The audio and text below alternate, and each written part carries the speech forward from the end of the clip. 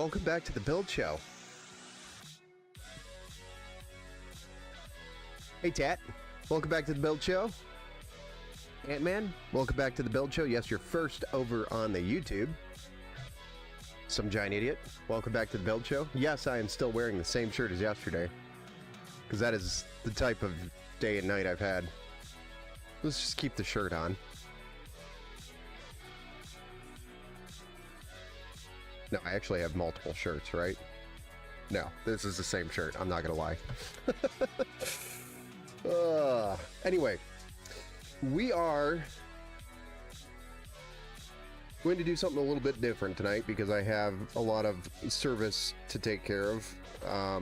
I've been working on PCs pretty much all day today, including a behemoth behind me, which is now completed, which I forgot I have to send a text message.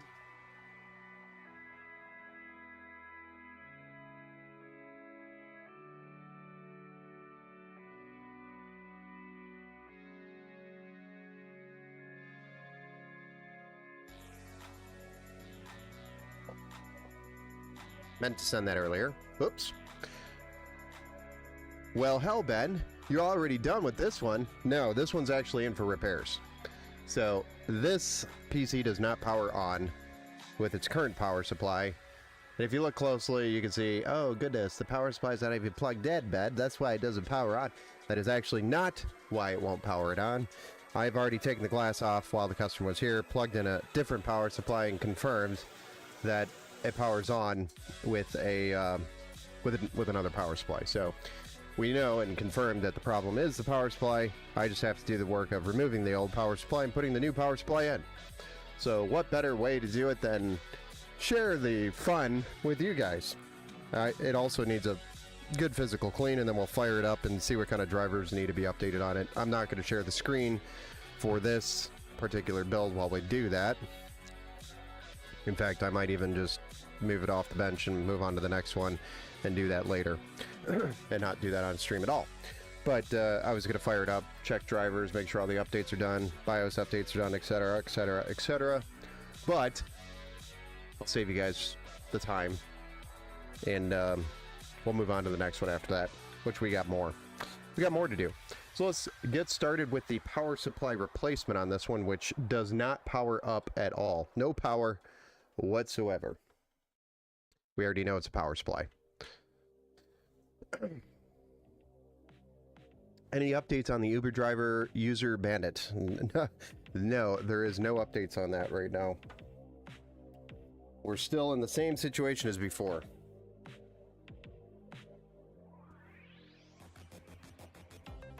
Okay, so first thing we want to do is obviously any of the components that we're going to keep in the system, which is everything but the power supply. We do want to give it a nice physical clean. I kind of want to pop this heatsink off the CPU and actually check to see if the thermal paste has dried out, because I almost guarantee it is. He said the PC has been running for about 3 years. I believe this is a 3060, just to give you an idea of the era. I believe he purchased this from Newegg, and this was a Newegg build originally. So, and he brought it in because no power. So here we are, replacing a power supply with another power supply. Sound like fun? Use the stock cooler. That's not a stock cooler. That might actually be just as bad as the stock cooler, though. These coolers suck. These thermal take dish coolers, I don't know what they're called, but they're just about as bad as the stock coolers. How are you doing, some giant idiot? Getting cooked in the random heat wave? Yeah, it got a little warm today, didn't it? It was nice. Over here in Michigan, it was nice anyway. But Ant-Man, I refuse to use the stock cooler. I don't care what anybody says. Will not use the stock cooler. Okay, so let's go ahead and start by taking the GPU out, and then I'm gonna take a step outside and clean it. Clean the dust out of it.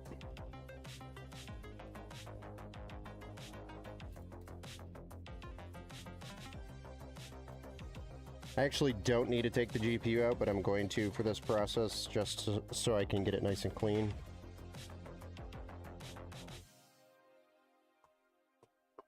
Most repair shops will not go through these extra steps to clean a PC, but I'm going to remove this, blow it all out, clean it, wipe it down, and do the same thing with the CPU air cooler.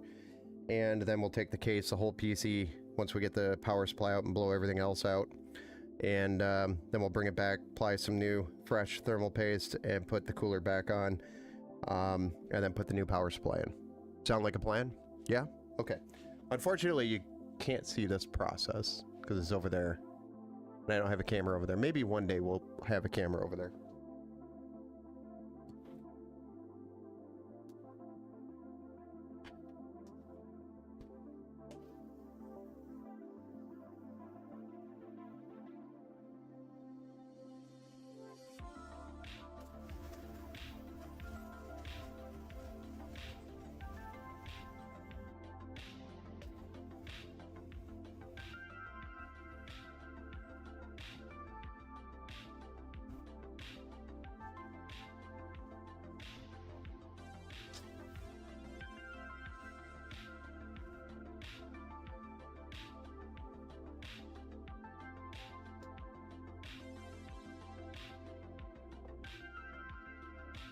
Better.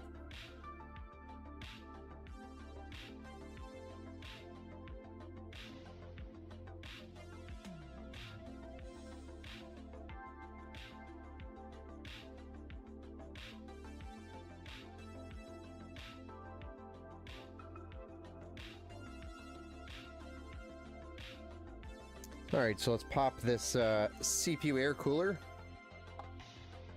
If I remember correctly. Just a downward motion.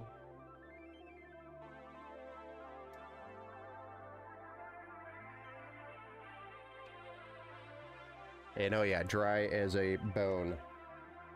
And I forgot these coolers have that stupid wire that goes in the back to the power supply. You know, we're just gonna hang here for a second, but it's this thermal paste is super dry. So it'll give that cooler a fighting chance if we apply some new thermal paste, which we'll do.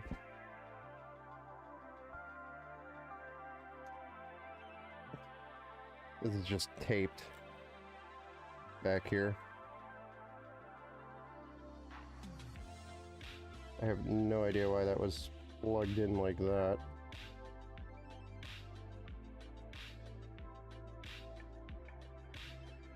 Interesting. Very interesting. Okay, they plugged that in. I'm gonna clean this.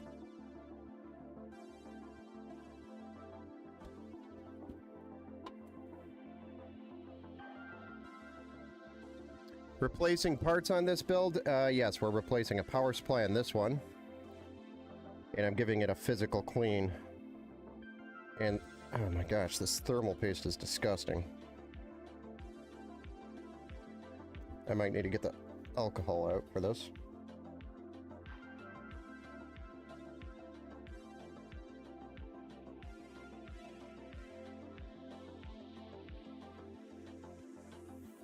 Thermal paste is hard as a rock, which means it's not going to do a very good job. The cooler as it is already is terrible. So to give it a fighting chance, we are going to clean it and put some new paste on it. So let's go blow this out. Looks like it could use a good clean.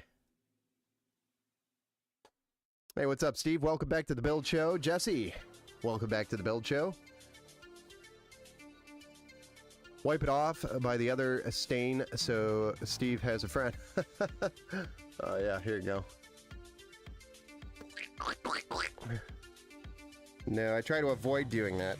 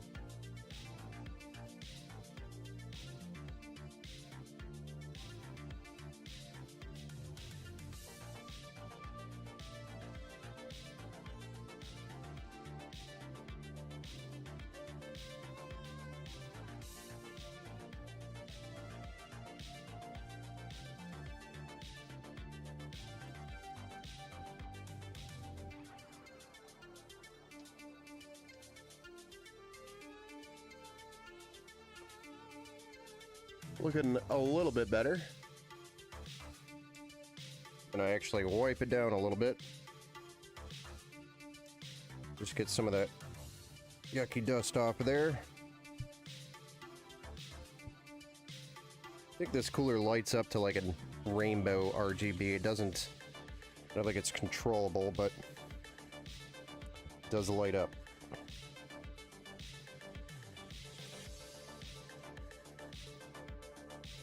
What I'm doing is just taking my finger with a cloth. It's just a fiber cloth that's well used, but I'm just wiping the blades.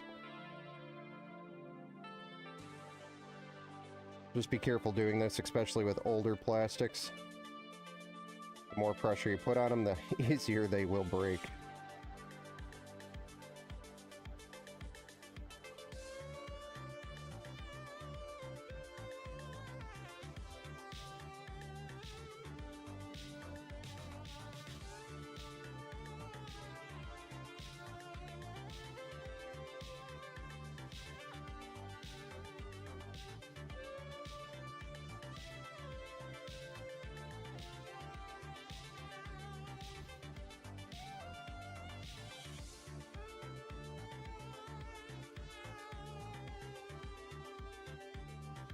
Looking almost like new.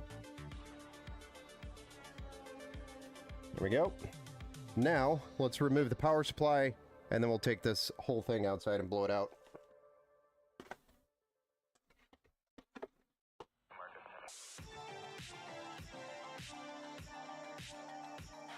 Got a few zip ties in the back here, which is actually pretty impressive for the builder who built it at Newegg.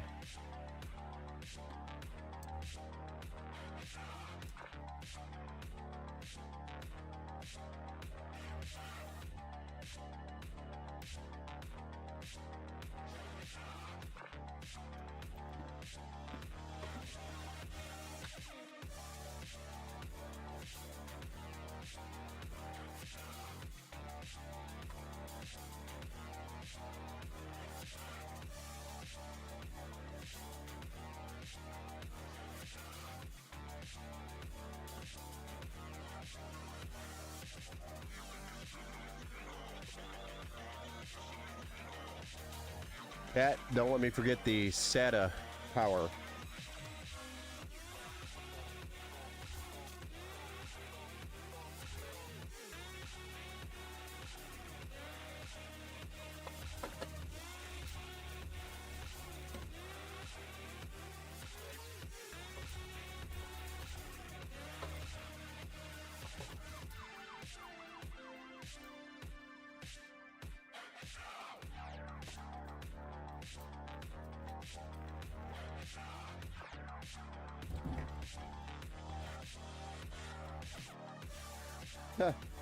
I told the customer without looking that it was going to be a Thermaltake Smart 600 watt. And look at what it is. I guessed. And I was right.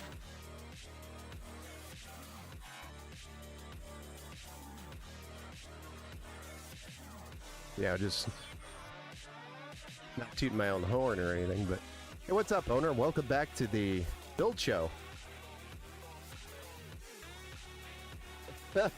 Catch-up cables, yeah. That was back when Thermaltake made them with those. I think they switched them all to black cables now. Just got done playing The Last of Us Part 2 with my Ryzen 7 5700 6600 XT computer. Who says you can't game on an 8GB graphics card? I've actually had a few people drop by in the channel and say that you can't. We've proved them wrong, Steve. I don't know where people are getting this. You can't game on an 8GB card anymore. You can still game on an RX 580. 8 gig.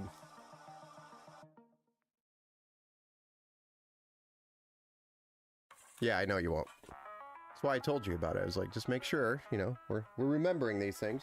All right, so I'm gonna take this entire rig out now, and we're gonna clean it up.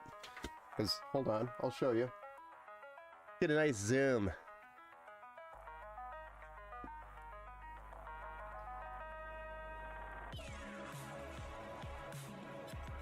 Look at how dirty she is. Hey, dirty. Dirty girl. I don't know why we called her a girl.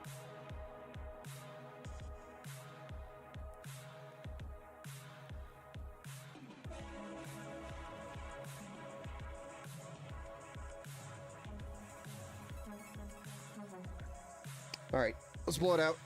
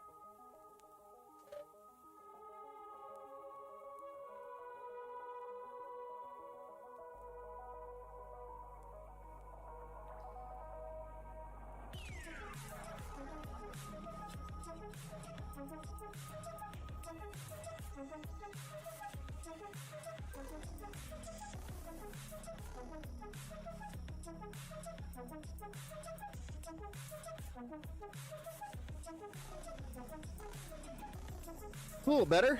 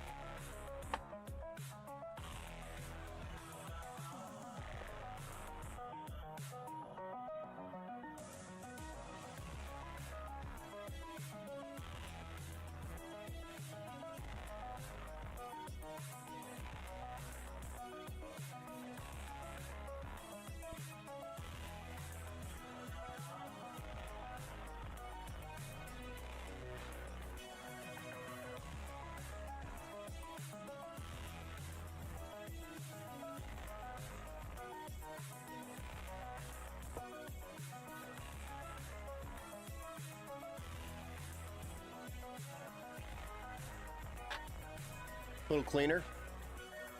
Intel LGA 775. This is LGA 1200, and it is a i5 10400. So not a bad little rig with a RTX 3060 and probably 16 gigs of RAM. Yeah, it's 16 gigs.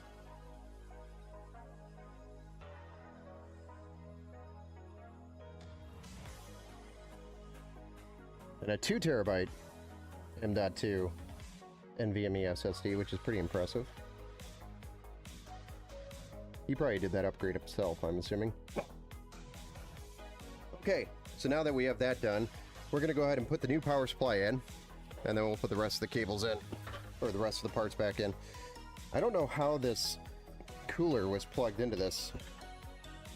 This cooler had these two cables, a D, and then a, I don't know, symbol, plugged into this hub in a very weird way. We'll have to play around with that to find which one actually works. I didn't see what pins it was. Oh, my 10 gig does fine in 1440p, I know. That being said, if I was building my first computer, I would go with a 12 gig graphics card, maybe a B580. Definitely. Yeah, that would be a great card. If you can find one at a retail, I would go over... would not go over $300, yeah, for the B580.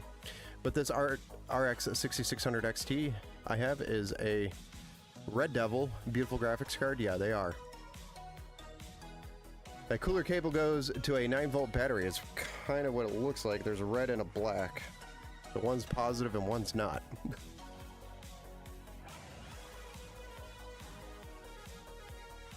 So, all right, let's get the new power supply installed.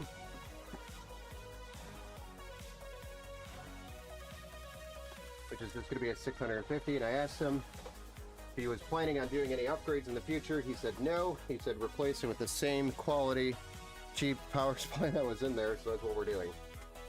This one should last a little longer, though. We've got a pretty good track record with these.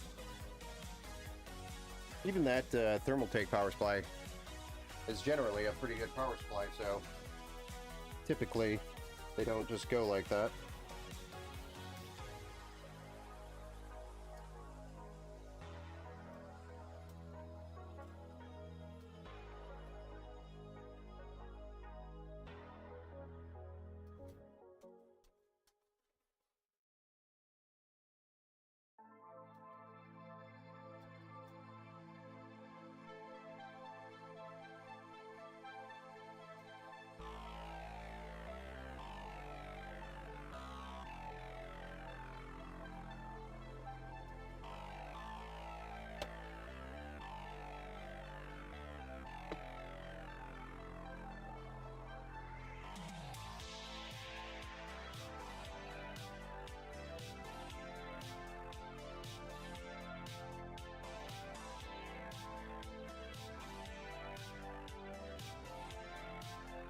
Alright, so we've got a 24 pin.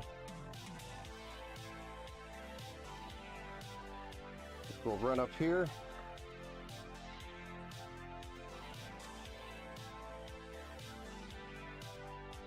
We've got our 8-pin EPS, which we will run up here.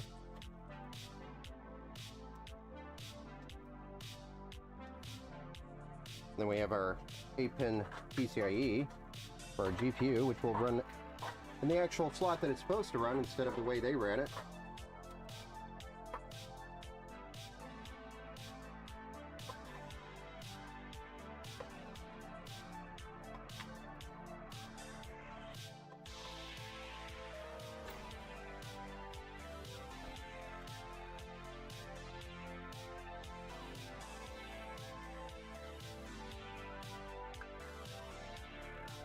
And I'm going to slap one zip tie on the excess and plug in our SATA power.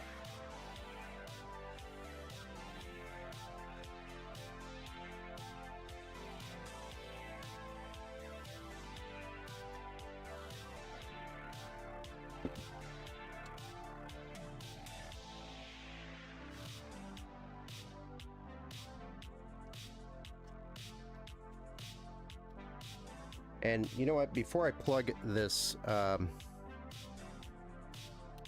I plug anything else in, I'm going to use a little tester thingamabopper so it powers up that SATA block. And we're going to try to figure out which pins need to be plugged in. Well, I guess it doesn't matter. You know what, forget that. We'll just do it on the fly.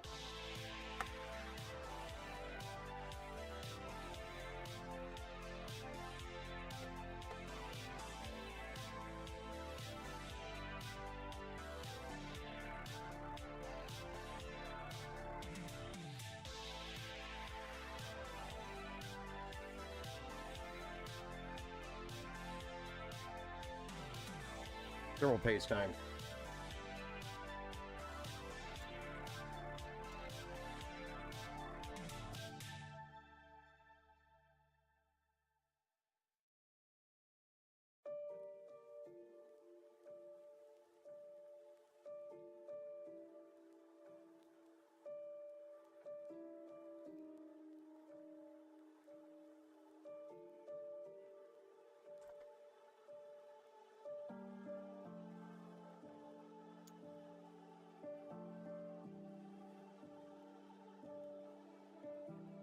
This cooler could be a little tricky to put on. I remember they're kind of a pain in the butt.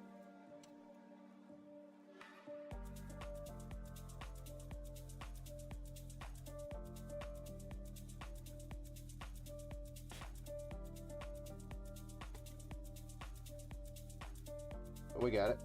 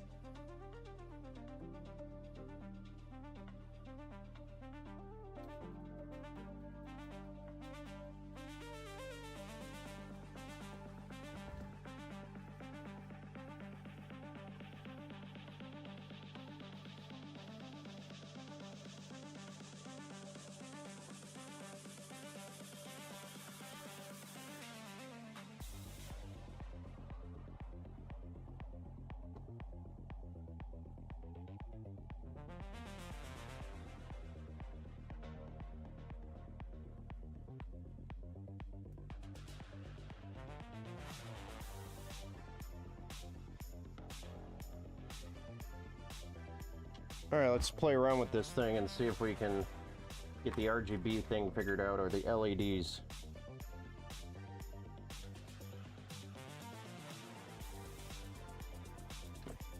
That were just taped together.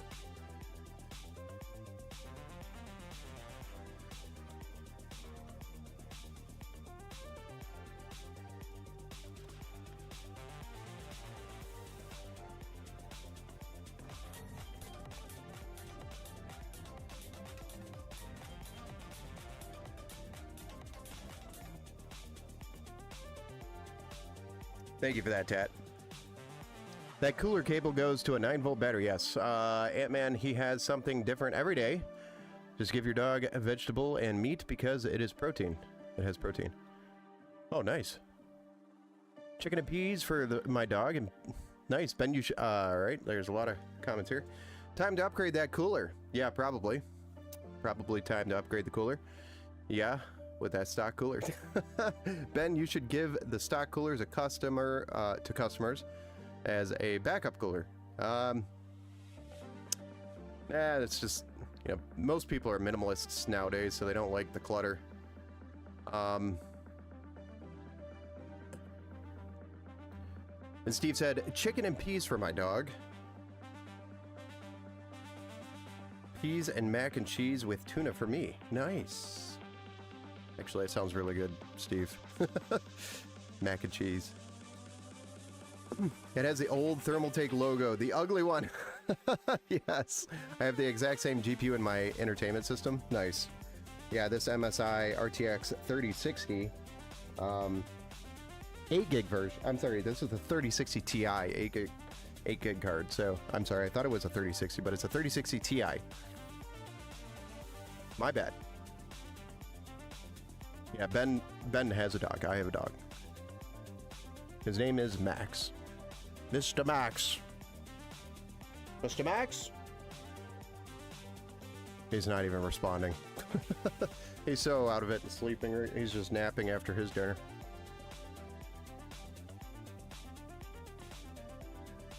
Well, we have power to the system. Now we just got to figure out this RGB.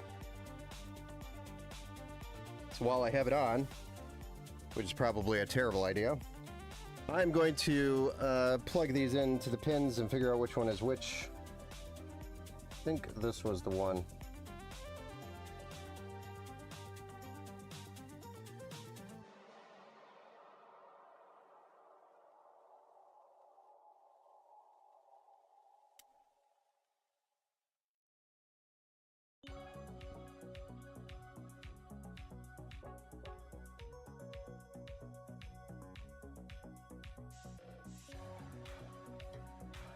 Nope.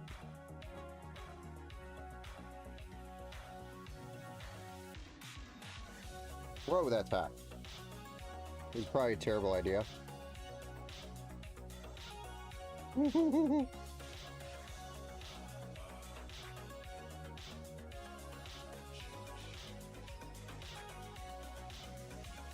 That was hot.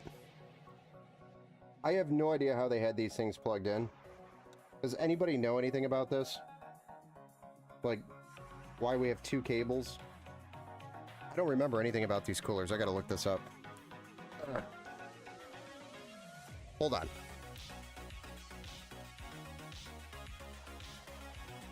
Lucky Puffin. I have no idea what you want me to say, why you want me to say that. Connection a bit spicy. Yeah, it got a little toasty there.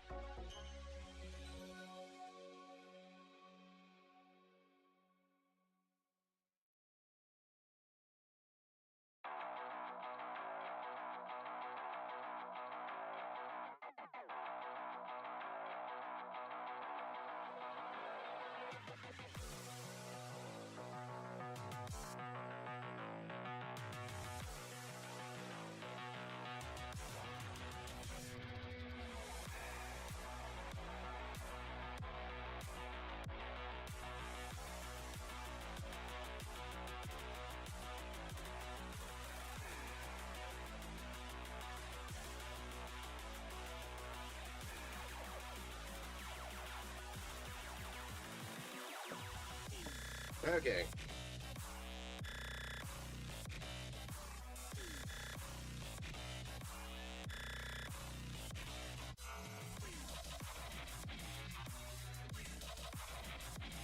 This motherboard, of course, does not have a digital RGB connection. So that sucks.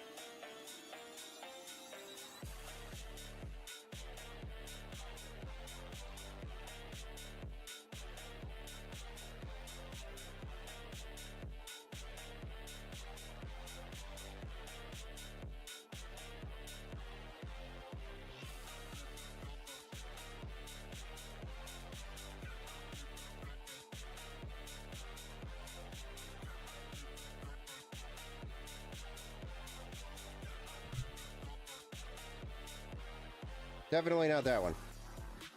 But I think I got it.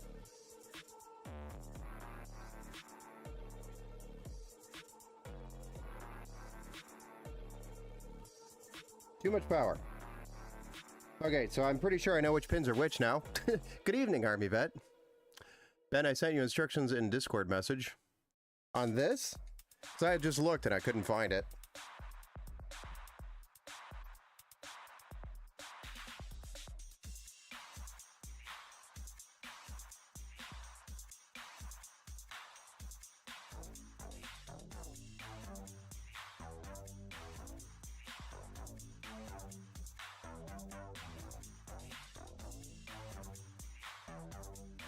Yeah, but this is a, yeah, that's exactly what I saw as well, but this is not an RGB header, addressable RGB header that we're dealing with.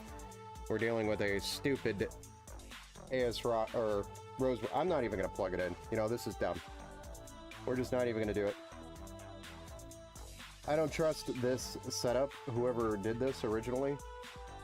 They tried to plug it into a Rosewill fan hub. Which, okay, yeah, probably can be done. But I should have looked at what pins it was plugged into prior. Like, no, I can plug in this one. Yeah, let's try this one. No, let's not try that one.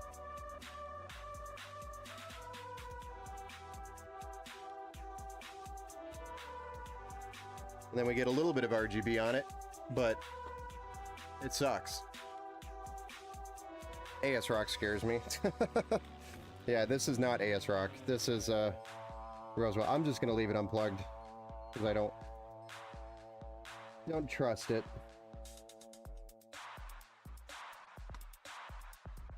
It's actually somehow getting RGB and it's not plugged in, so I don't trust it.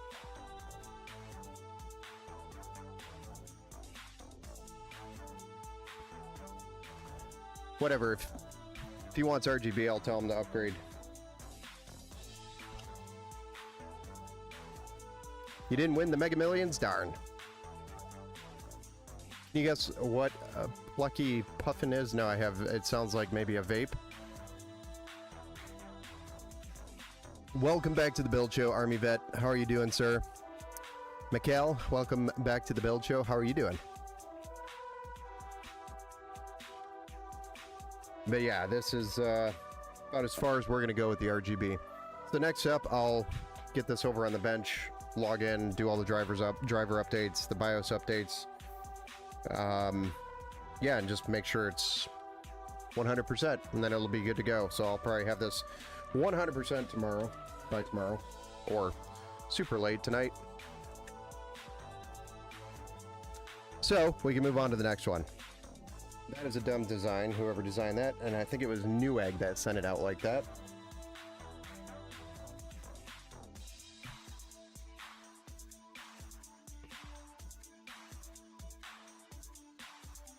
We'll button it up real quick.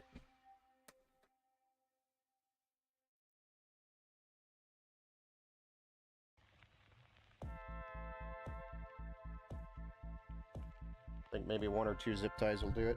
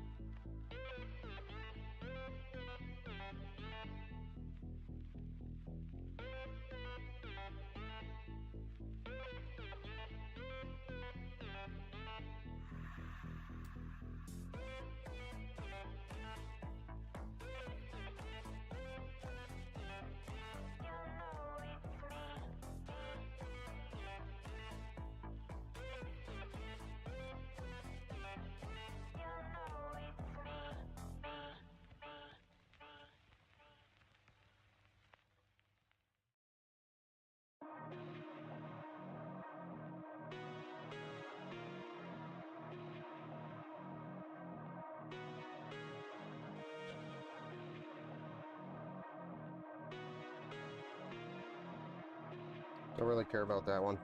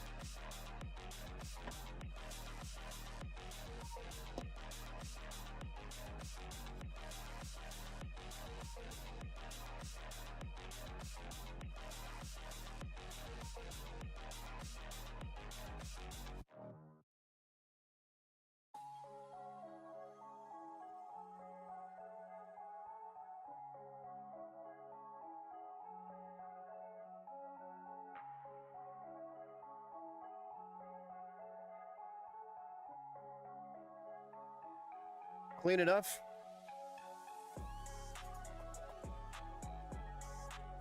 PC building neat. What's this one? This one was actually a repair that came in. Customer stated that it did not power on. Ended up just being a power supply. So we replaced the power supply, gave it a physical clean, and also replaced the thermal paste underneath the CPU because it's been running for like 3 years. Under the CPU cooler, sorry. And then next it's going to go on the bench before it goes back, and we'll make sure all the updates, BIOS updates and everything are done. BIOS updates, drivers, Windows updates, make sure that's all done. And it'll go back to the customer.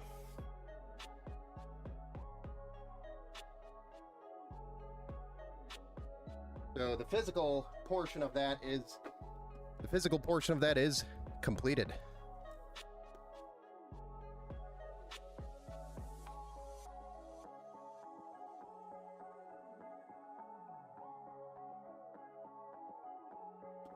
What's next? I'm glad you asked.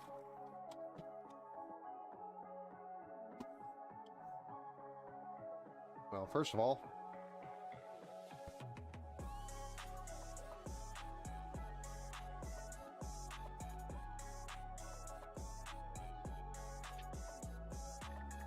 get rid of some of that dust.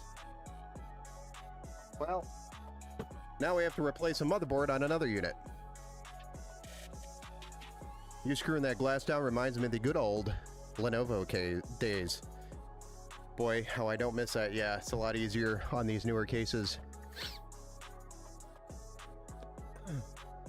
Plucky Puffin is a code name for Ubuntu. Yeah, I have no idea yet, man. I don't use Ubuntu. Newegg isn't like the old Newegg. No, it is definitely nothing like the old Newegg. And thank you, Lee, over on Facebook for the like, as well as you, Jesse. Much appreciated.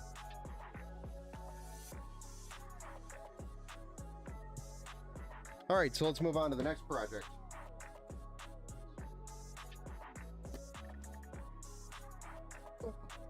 Remember this build?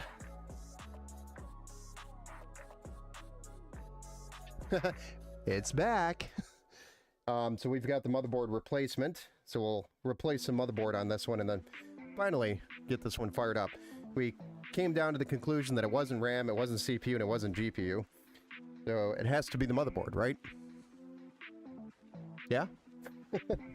I feel like if I can get these bottom fans out,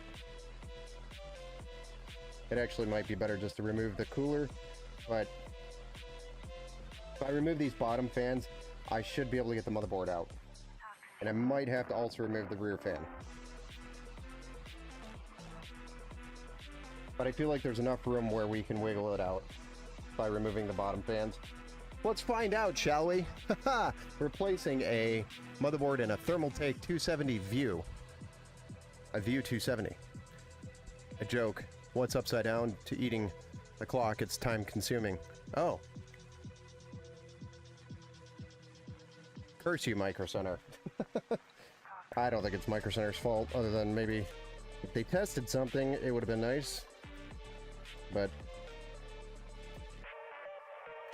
can't blame Micro Center for me buying an open box. I'll send the board back to Gigabyte, and that's how we'll get it fixed. So first thing I want to do is get this thing hung out of the way. So I think I'll grab a zip tie and hang it. Hang it from itself.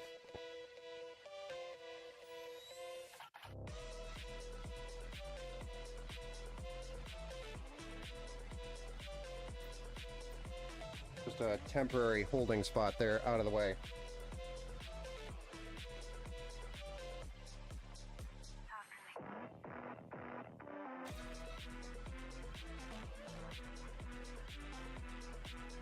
Hopefully everything lines up on the board the same way. It is a slightly different board. Alright, so I'm just going to get these screws out, or these fans out. You know what, let's open the back panel.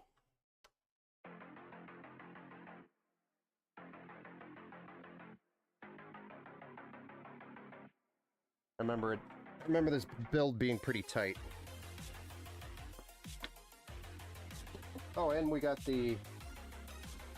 also got the white RGB RAM in as well for it, so it'll finally be a complete build that maybe we can sell.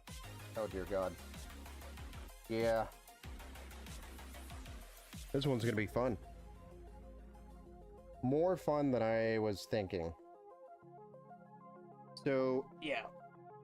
I love having fun.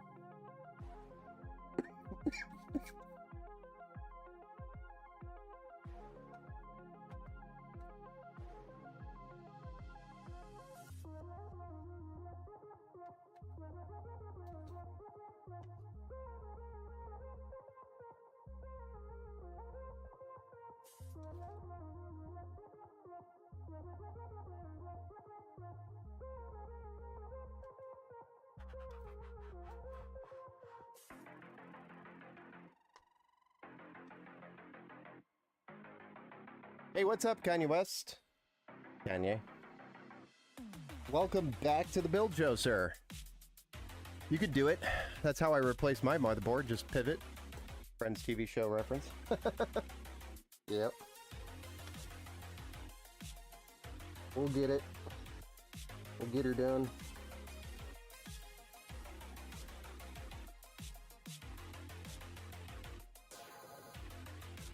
That's the only thing I didn't think of is how am I going to get those screws out on the top. Of course, I thought of that after I now undid these bottom fans.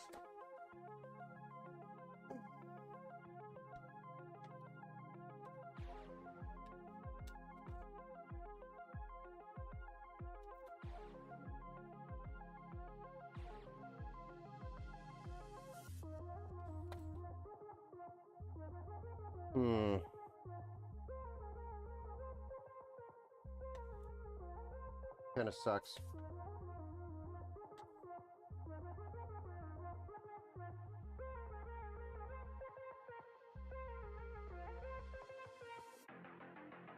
I think we're going to stick with the Sky 2 for now on, guys, because that'll make support, if I ever have to replace a motherboard, a lot easier than in these ones.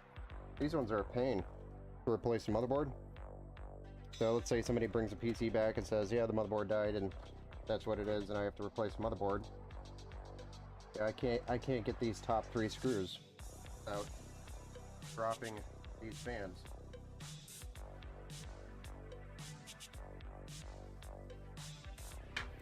Would have been better off just taking the whole damn cooler out.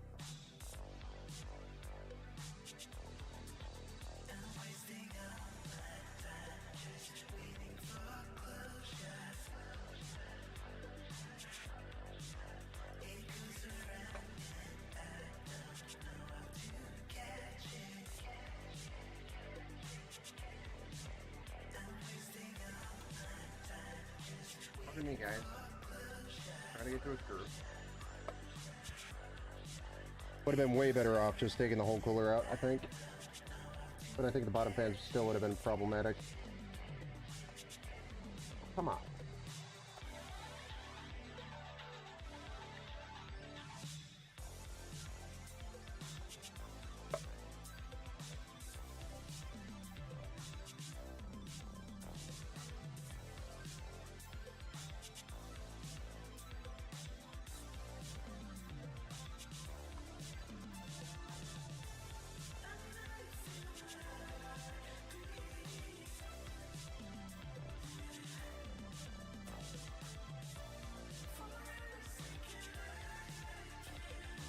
My dog is looking at me like, are you going to eat that?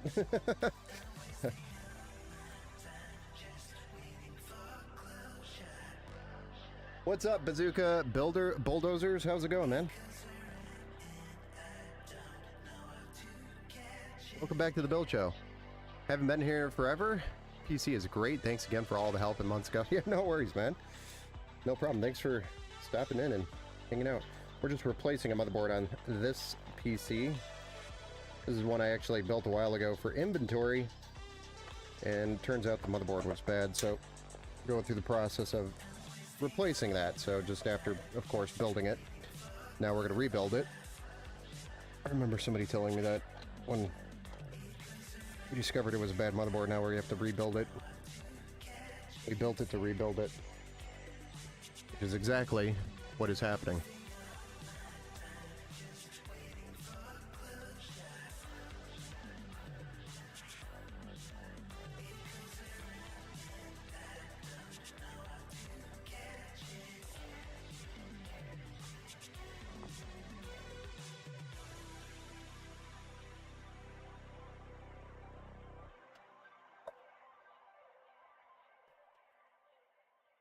Okay, I need 3 hands, guys.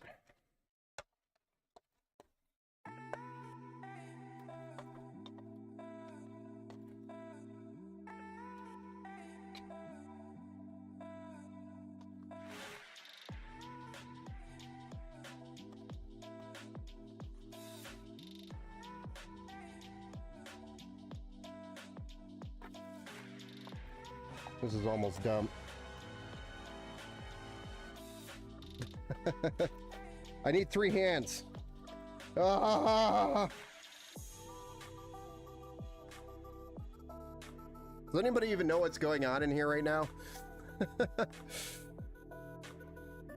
Pretty good. Just got monetized and made my first $3 from YouTube today. Nice. Pivot. How do I pivot from this?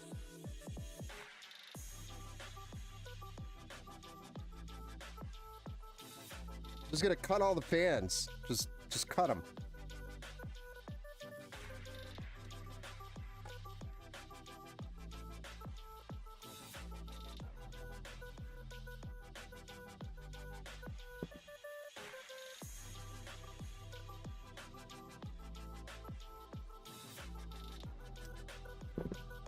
I don't even care anymore. I'm just done. Done caring.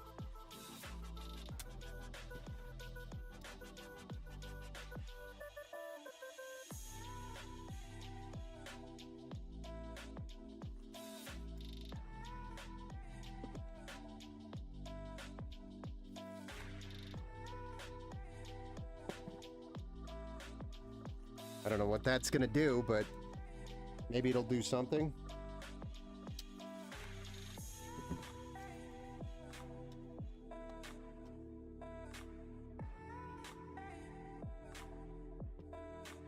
Not like the motherboard's just gonna fall out of here.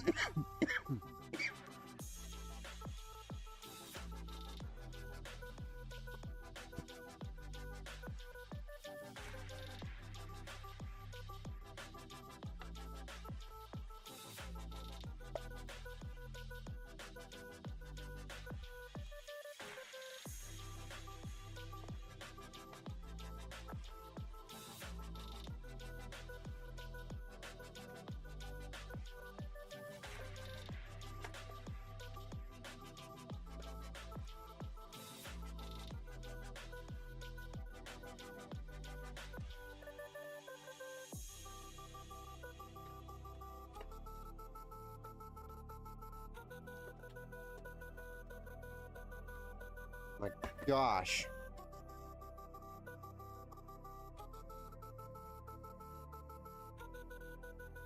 Too late. I got it out without taking the rear fan off.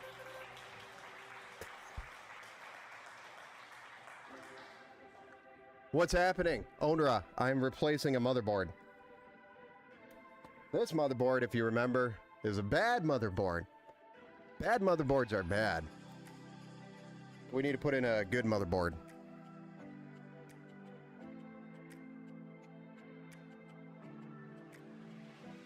Yeah, it's good that he likes vegetables. Vegetables are actually, most vegetables are healthy for dogs. My dog will pick up a bean and put it in his mouth thinking it's a big chunk of steak and go, nom, nom, nom, bleh, and just spit it right out. So, it gets rejected.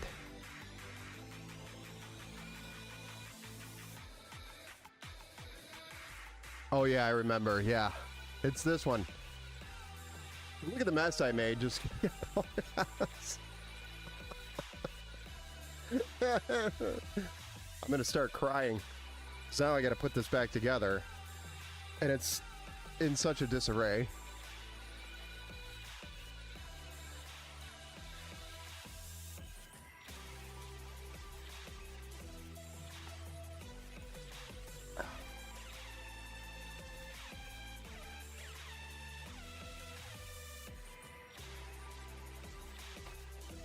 Don't care. You just have to not care.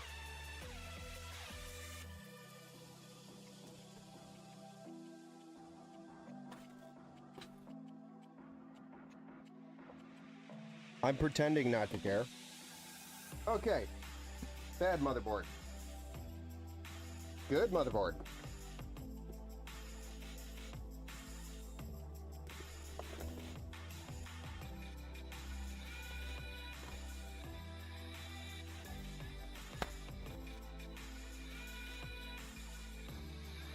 This one also has Wi-Fi on it, so we don't have to worry about that.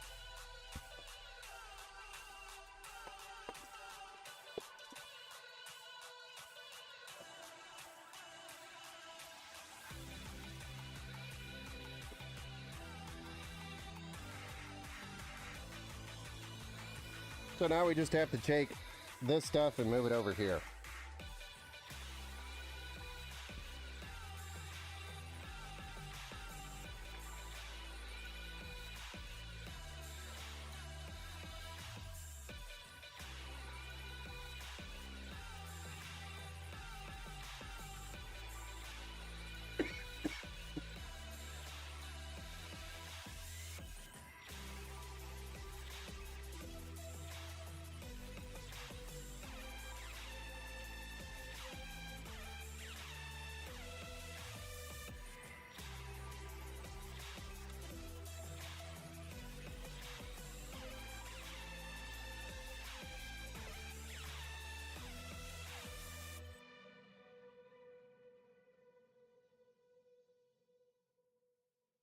You gotta be shitting me.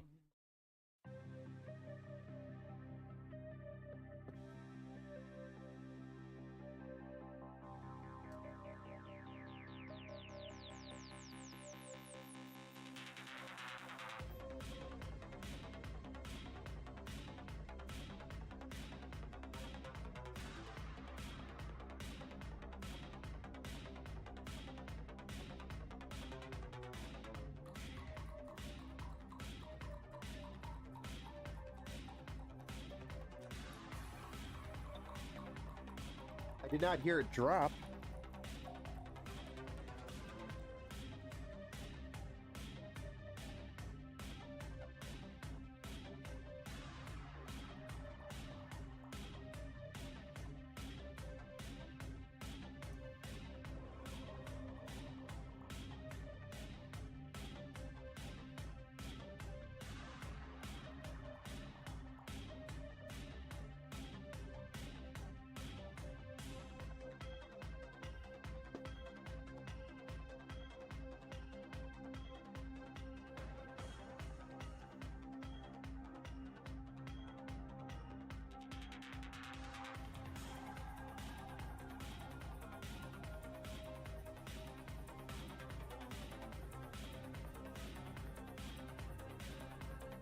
Man, the guy can't win tonight.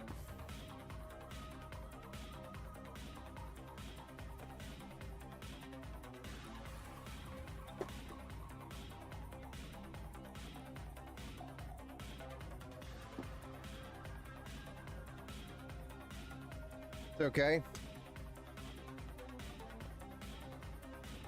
We have a bazillion screws here.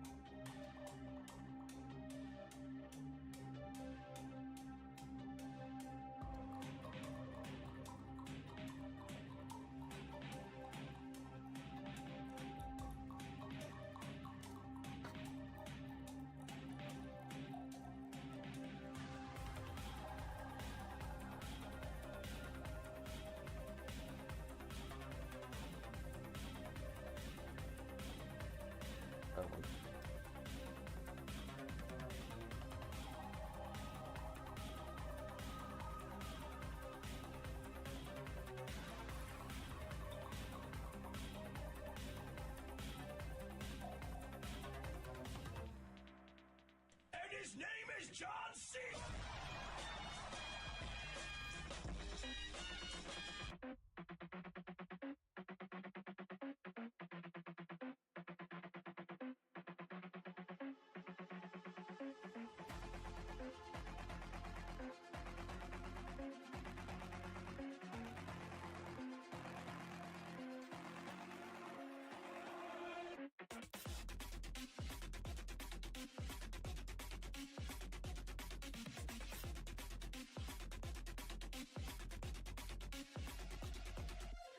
How did that even fall out?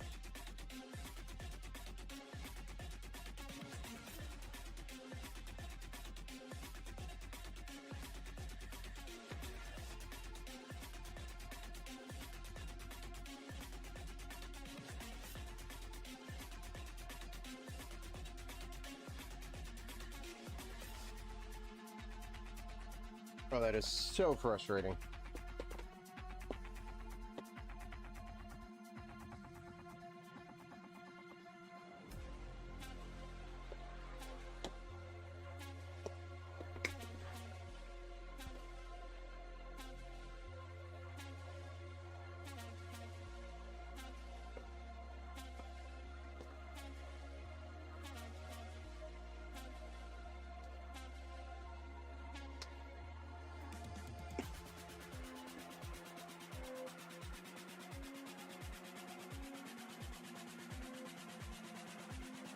Mother trucker.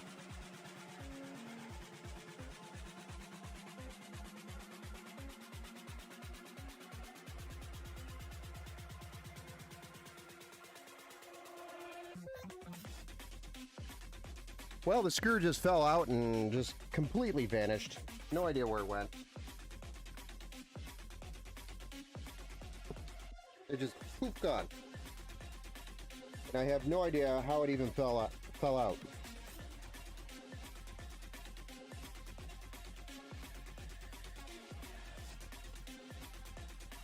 I don't know what thread this is.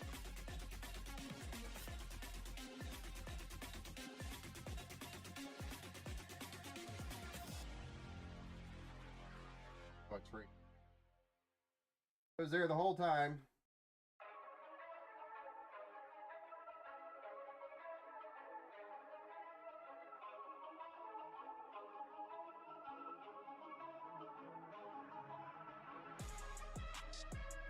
Retarded. Dan McCabe, all dogs like corn on the cob. I think they all do, yes.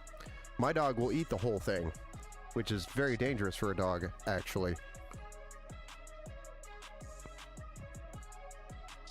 Yeah, one build just transformed to 2 builds. It was a magic moment when we figured out that that motherboard was bad.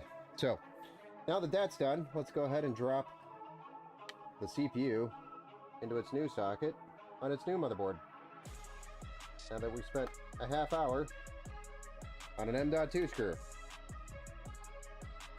Goodbye, dead motherboard.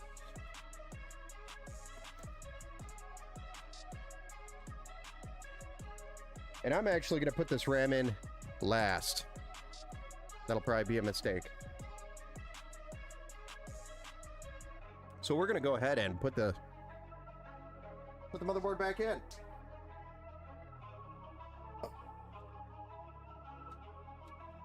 Inside this giant disaster,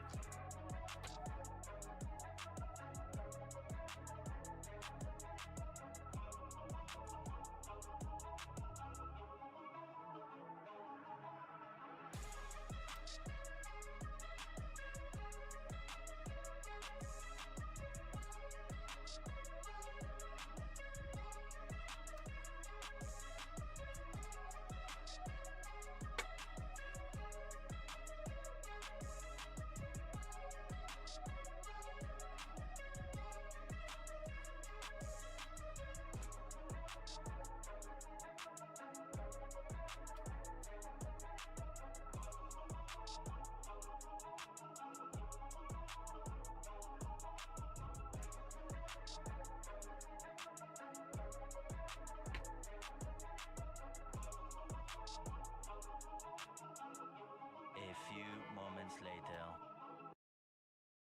you know what? I don't want to hear it, cat.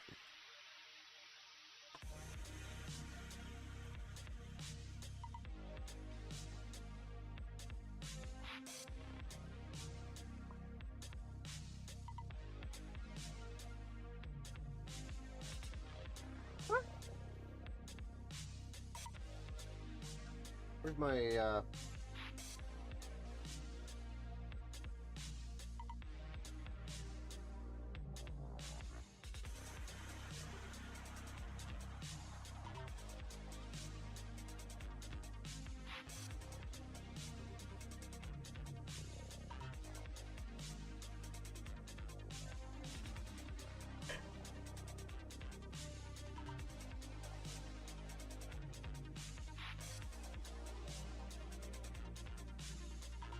You guys try having these super big fat fingers and then shoving them in tight small places like this.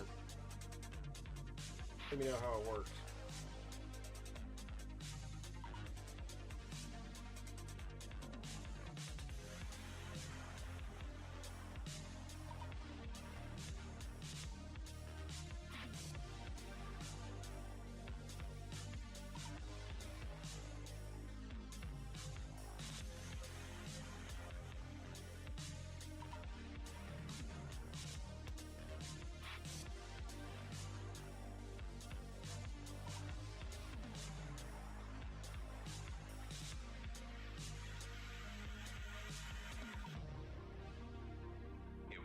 Moment that he knew he fucked up.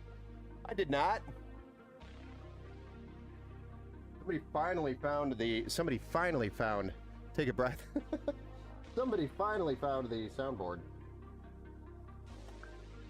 Only took a year. Build with love. I am building with love. This out of all PC building, this is probably my number one hated thing to do, is rebuild a PC that I've already built. Number one on the list of hate. This.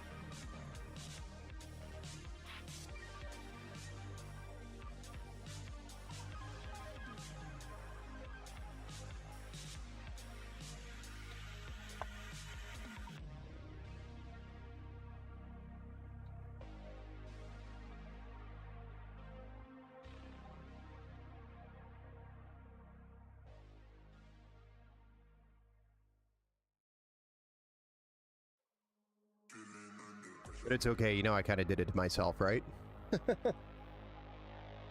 Okay, we're almost there, guys.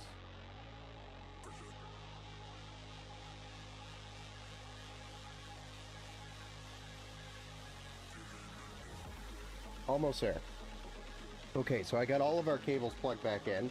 Amazingly, on Gigabyte, pretty much all of the locations for everything is exactly in the same place, even though it's a different motherboard. So, I mean, a different model.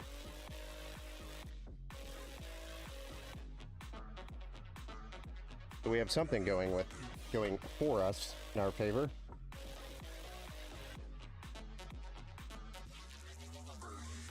All right, let's put the screws back into the board.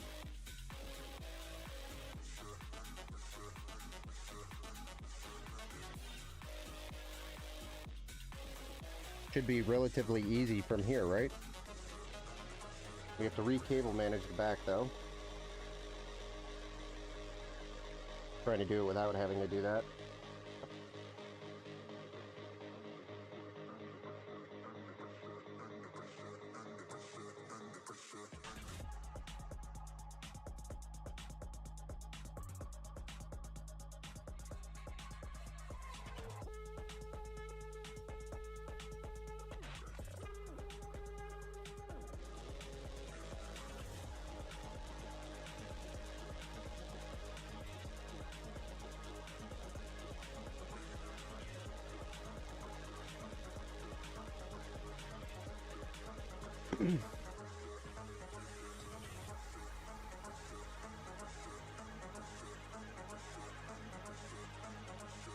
Now, Steve Stain does not have any thumbs, unfortunately. Okay, put my 7800 XT in.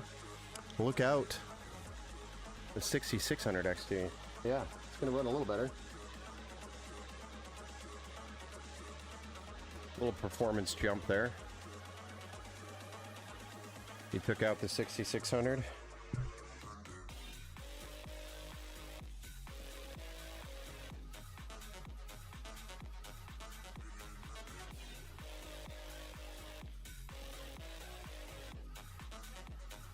All right, one more screw. And then we have all of our screws in. And then we can put these sticks of RAM in. And then put the radiator fans back in. And then we're gonna go with the white Pinnacle conduit. The MM1K. I don't know what that means. It's a Pinnacle.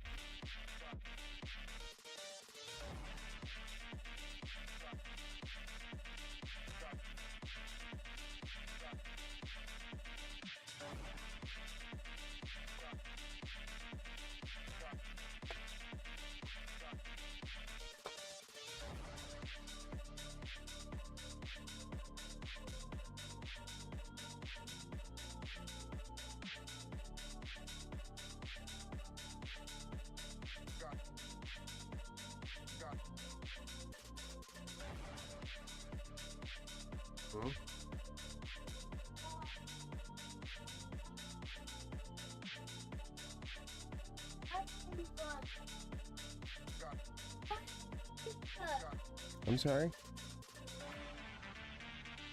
It'll be okay.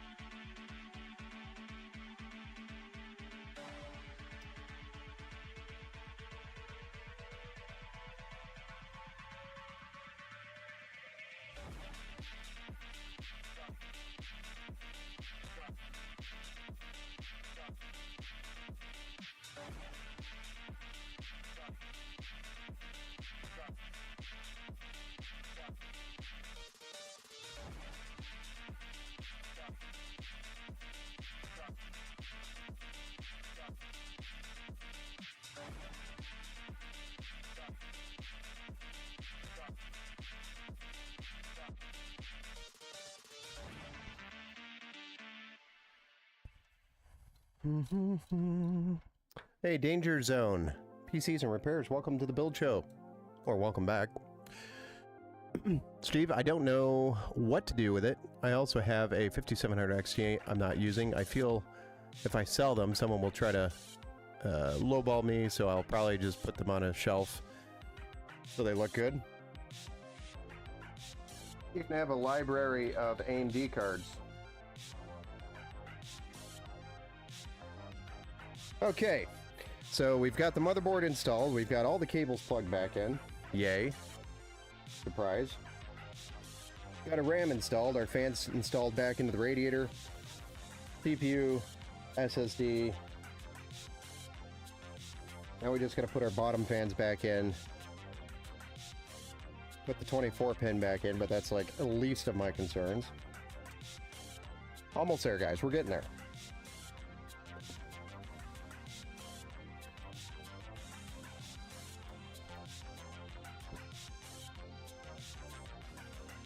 You're liking that motherboard in that case? Yeah, this is actually a replacement board. Previous motherboard we built with, which was OpenBox, because this is an inventory build, so it's not specifically for a customer. It will be when it's done and tested and good to go. But the OpenBox board ended up being a fail. So in order to save $20, I actually made it so that I could build 2 computers for the same price as one, plus an extra motherboard. Does that make sense? Pretty much 3 builds, yeah. We're if this one counts as 2.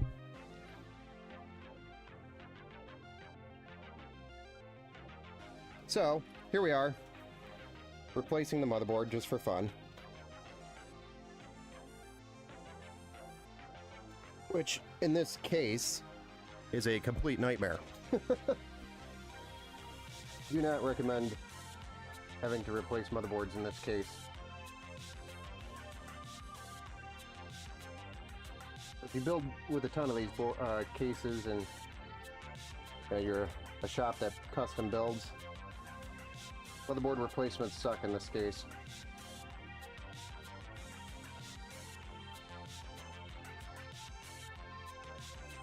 This is the Thermaltake View 270. An ATX mid-tower with that modern front glass side panel, glass panels, with the side intake and the bottom intake.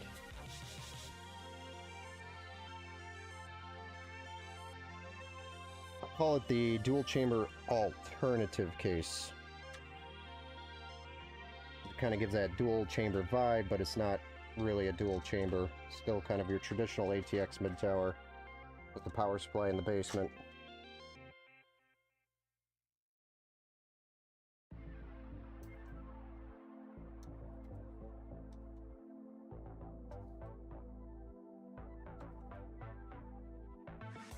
And then the last thing we want to do is fire this thing up and pray it works. So I was 99% sure it was a bad motherboard.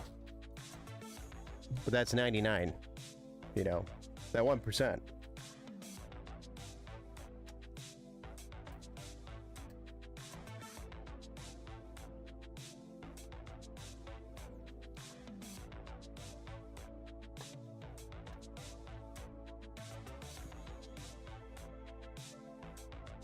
My luck is that good, then I'm gonna go play the lottery.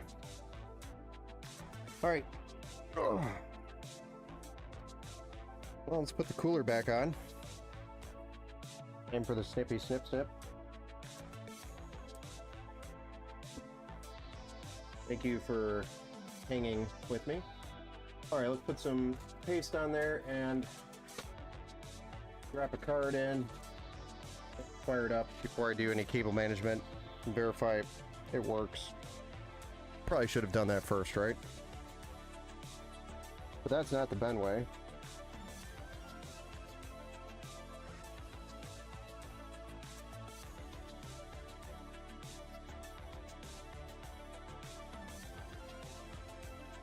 The Ben way is to do things the hard way.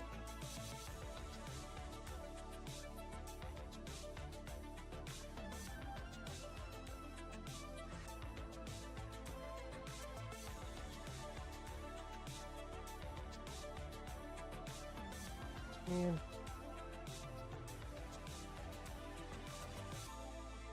Oh, what the H? I'm missing a thing. Did that fall out at some point? Or did I put it in the box? I might have put it in the box.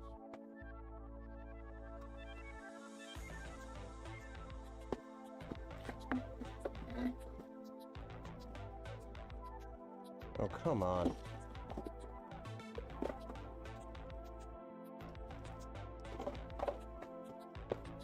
So that must have fell out while we were flipping it around. Nice. You know, we just got the paste in here and everything.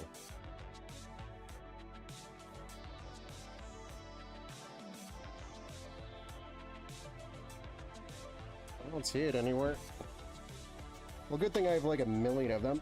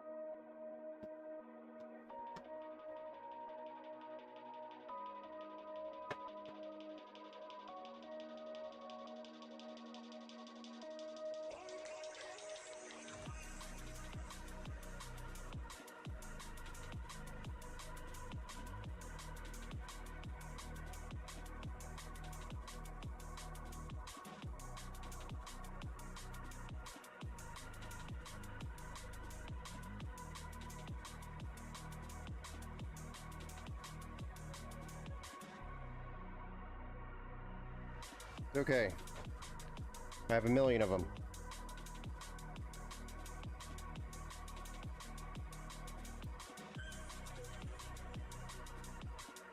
Just curious where the hell it ended up.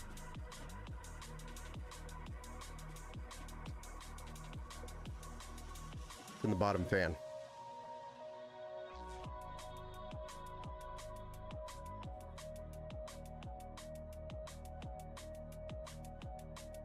The rest of it, I don't know.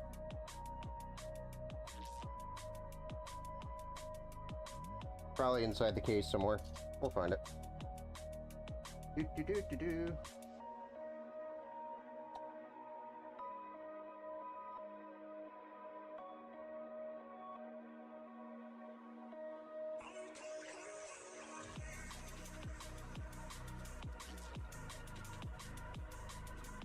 Oh, you gotta be kidding me.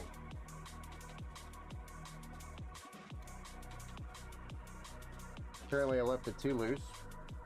We're having lots of fun here, guys.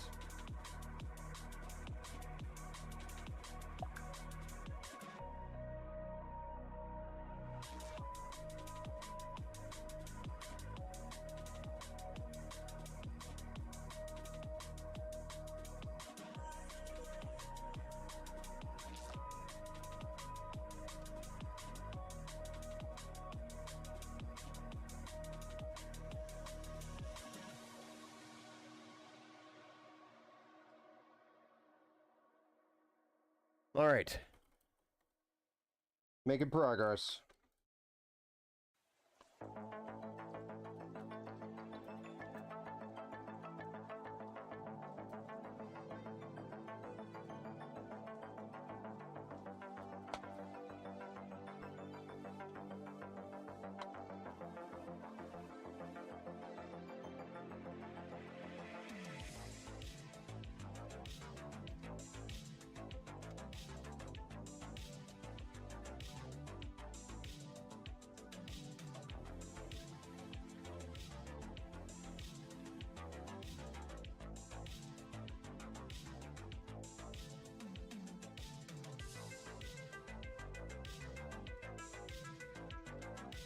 Yeah, I have no idea where that other bracket went.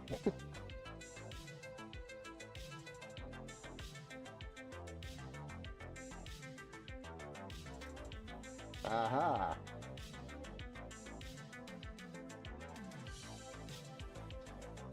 There it is.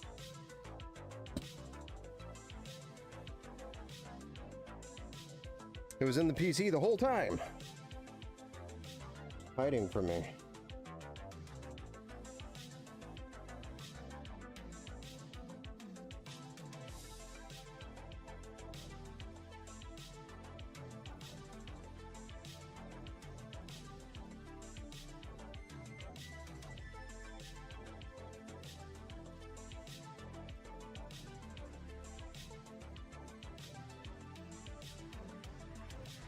Okay, let's drop a card in here, and then we're going to fire it up just to make sure it posts.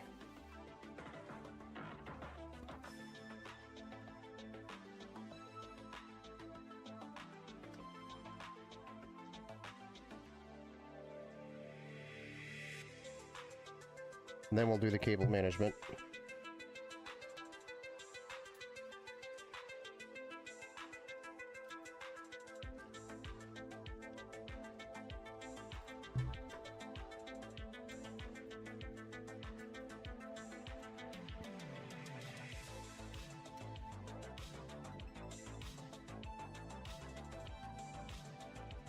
I didn't see it screw in the bottom.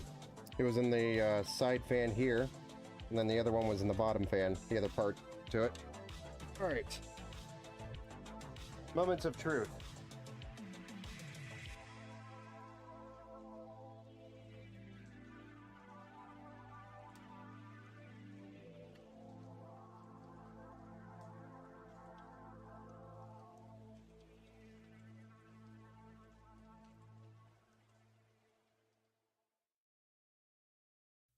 Was it indeed the motherboard? I mean, we've already got some lights there on the RAM. What do you guys think? Do you think it was indeed the motherboard?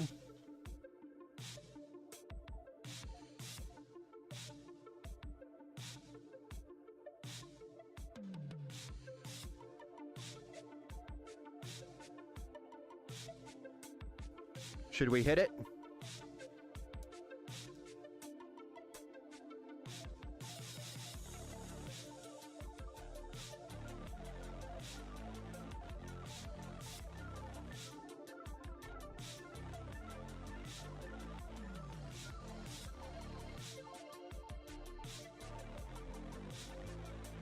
Gigabyte orange is a good thing. It's a good sign.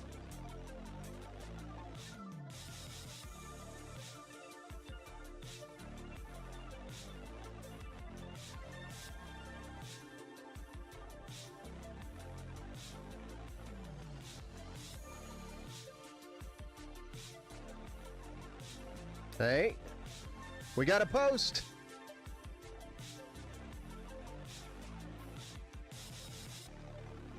Oh yeah, there's thumb screws here for the hard drive cage.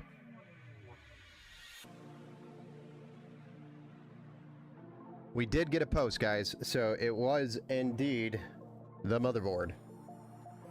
Confirmed. I do remember that we didn't plug in the RGB for these 3 fans, so we do have to go back there when we cable manage and locate the end of these and plug them into these.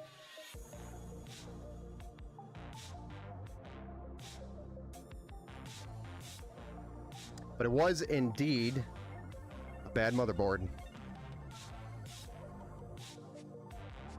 So we'll be sending this one back to Gigabyte or RMA.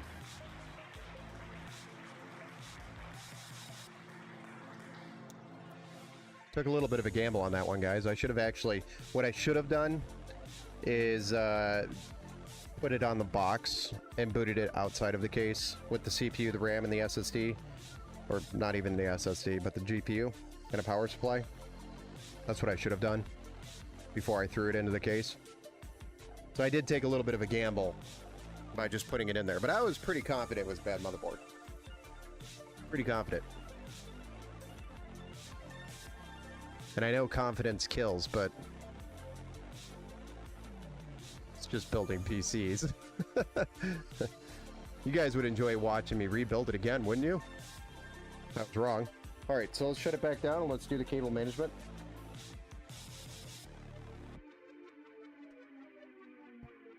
And then if you guys think we have enough time, we can do an actual build. If you guys want me to.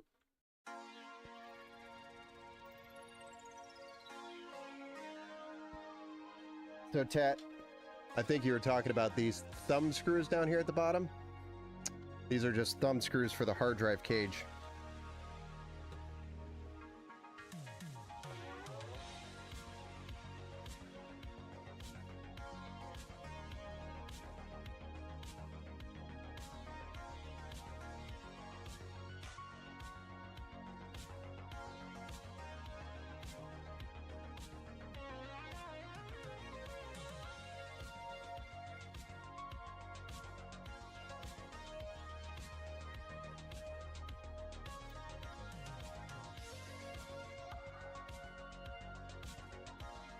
Do.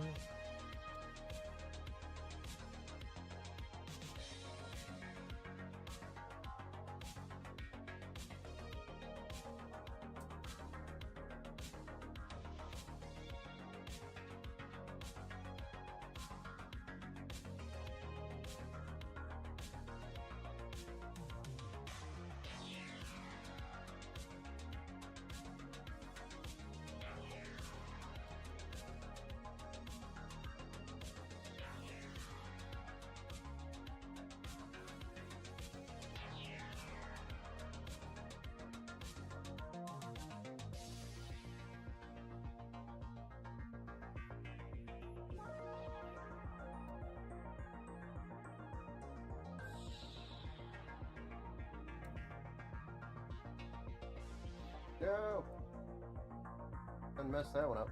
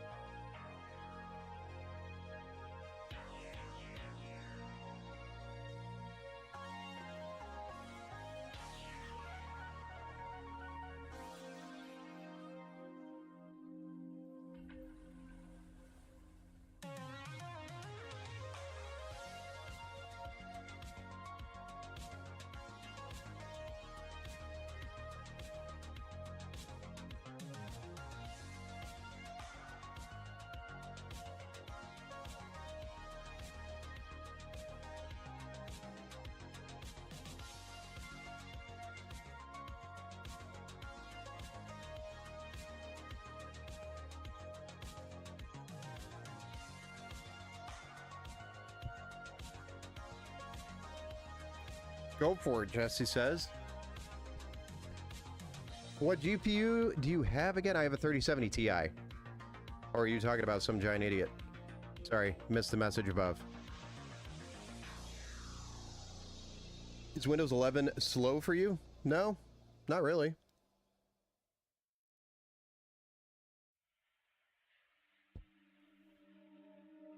Windows 11 is not that slow.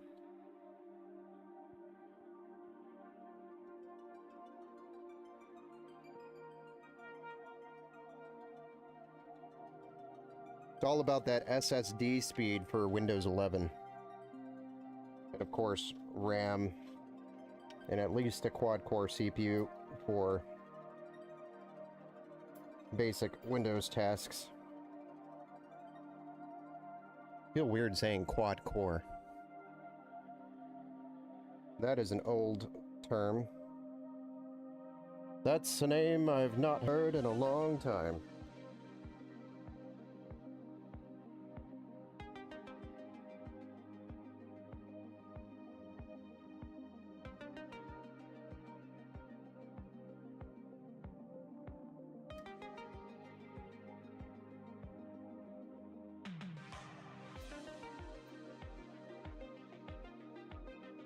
There we go. We got some order here. We have order in our cable management. All right, so let's cut this up. Cut these up. Box it up. And this one's ready to go on the bench for Windows updates and benchmarking.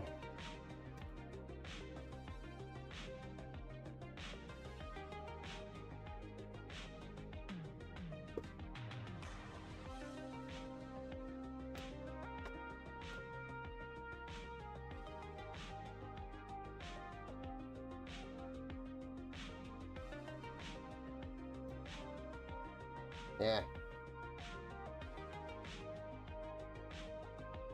Hate that. Hard to see it, but you can.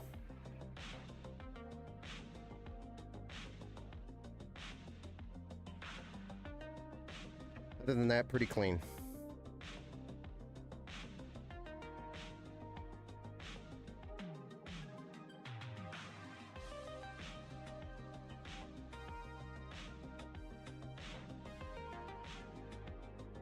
Yeah. That stupid little cable every time, man. Okay, so let's go ahead and I'm just going to fire it up one more time just to verify after cable management that everything's good to go.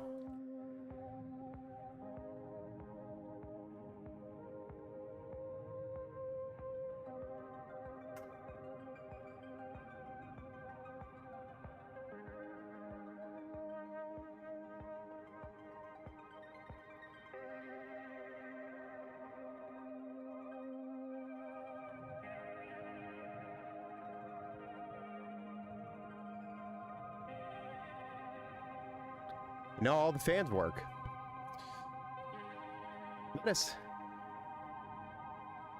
By the way, I picked up a i5 6600 32 gigs of RAM, Z120 motherboard, mini ITX and Thermalright low profile cooler, and a 1654 gig for 130 US dollars. That's a really good deal. Pretty good deal. Looking pretty nice. Yeah, if you could keep get them in a like a acrylic cover for them, Steve. It'll keep the dust off of them. Z170? I think that's what he meant, yeah. I got a Monster Hunter Wilds recently too. I'm gonna fire it up when I'm not busy with work. O2 is also very fun. I've actually not played it. Path of Exiled. There's so many games that I haven't gotten to play, guys.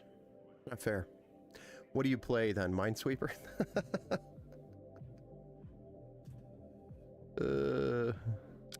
Rude. Minesweeper was fun, guys, okay? Minesweeper is fun. So there we go. We've got the build finally functioning after that motherboard escapade. So we can finally move on from this build. No more shall you see it on the stream. Unless, of course, somebody says, I want a 4 terabyte SSD instead of a 2 when they go to buy it.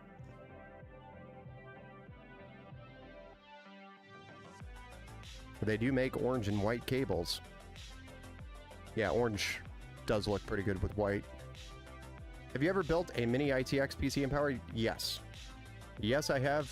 I think there's some photos in the Discord channel under show off those builds. I posted a whole bunch of them, but there was an ITX Leon Lee build that I did a custom paint job in. But basically it looks like a bandolier case for a World War II rifle, the M1 Garand.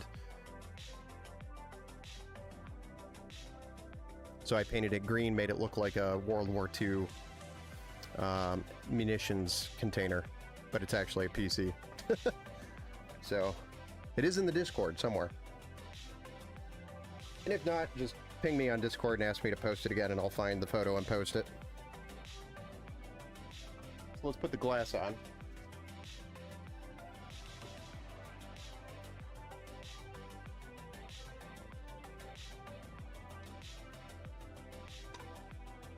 A good indicator that it's ready to go to the bench.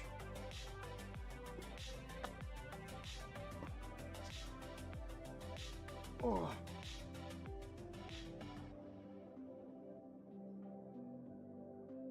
And then we're going to swap boxes. I'm going to send Gigabyte their box back. So this all goes over here. The build. Board. These stay here.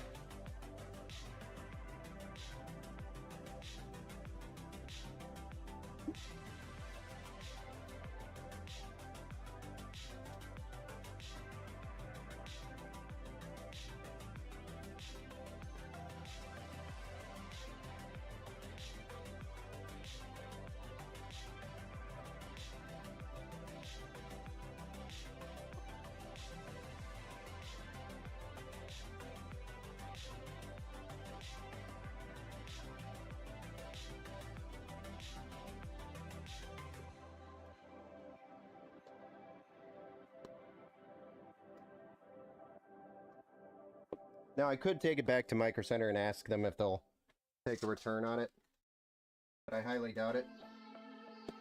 So, I'm going to write R.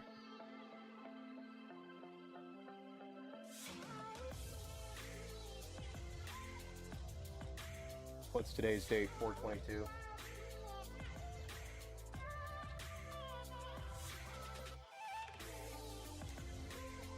I'm gonna go to the RMA pile.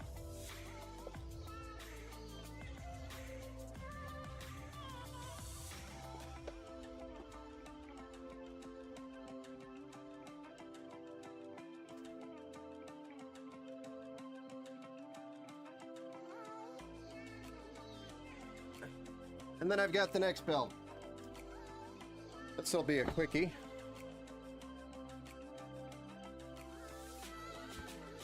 I feel like we've done this build before, so it should be pretty quick. I've actually got another kit that I might use instead. I've already got it opened.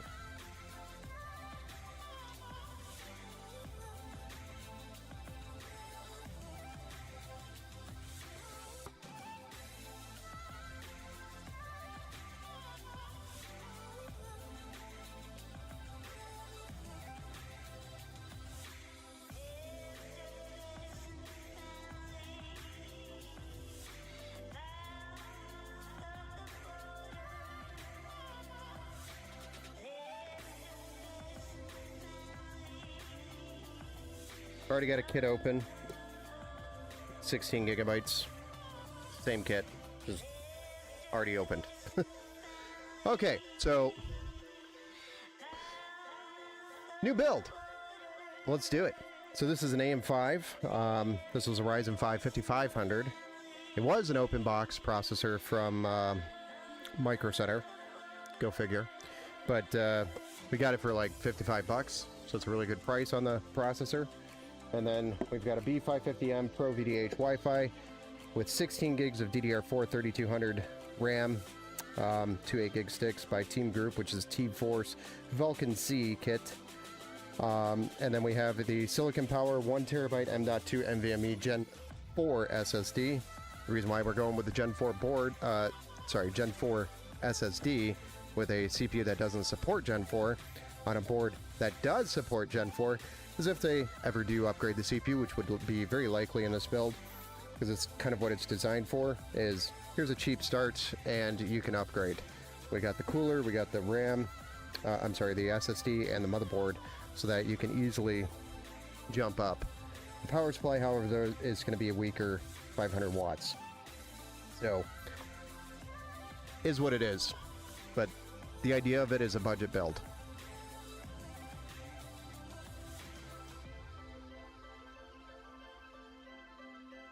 So, we're going to go ahead and get started on this one. I anticipate this one being about roughly an hour. It's 1:56, almost 2 hours into a stream. So we should be wrapping this one up at about midnight. A little late for me, but it's okay.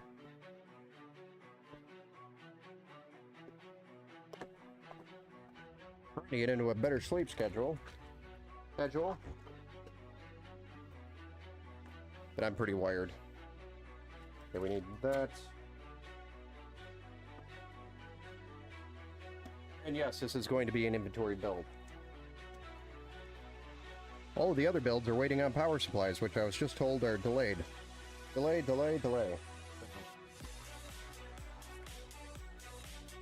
Might have to run over to Micro Center to get some power supplies to finish those builds. But you know, is what it is. Alright guys, let's slap a CPU in here and get this one done.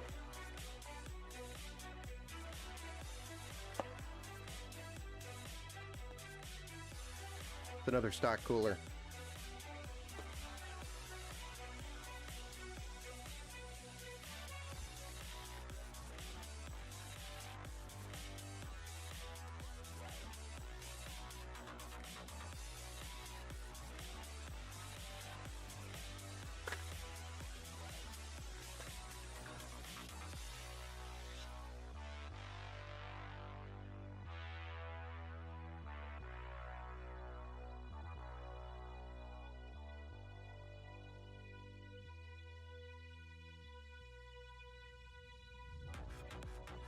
Weird that it didn't sit flush at first. Guess that's what you get.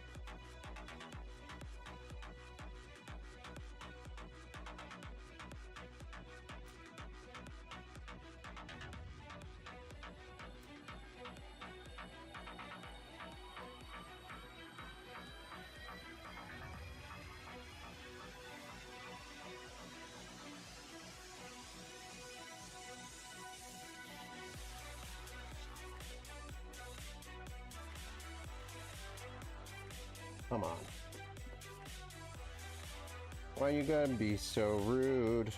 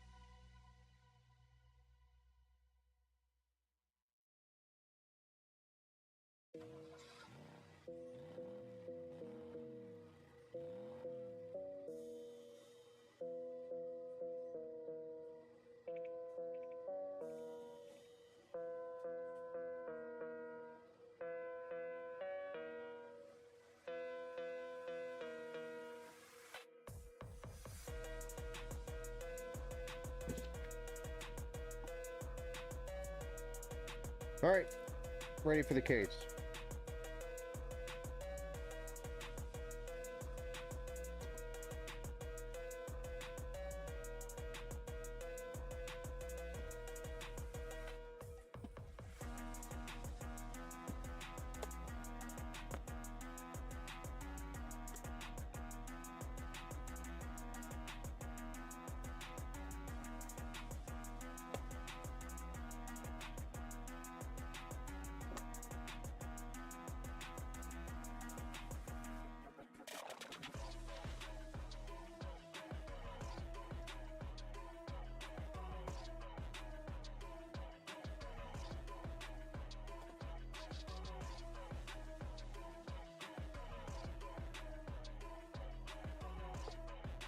This is a 7 Hero.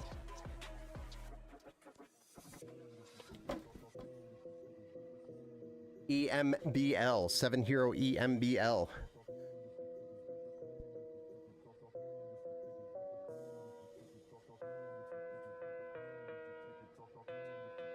Who needs power supply anyway? Yeah, nobody. Nobody needs power supply here. Welcome back to the Build Show, Robert.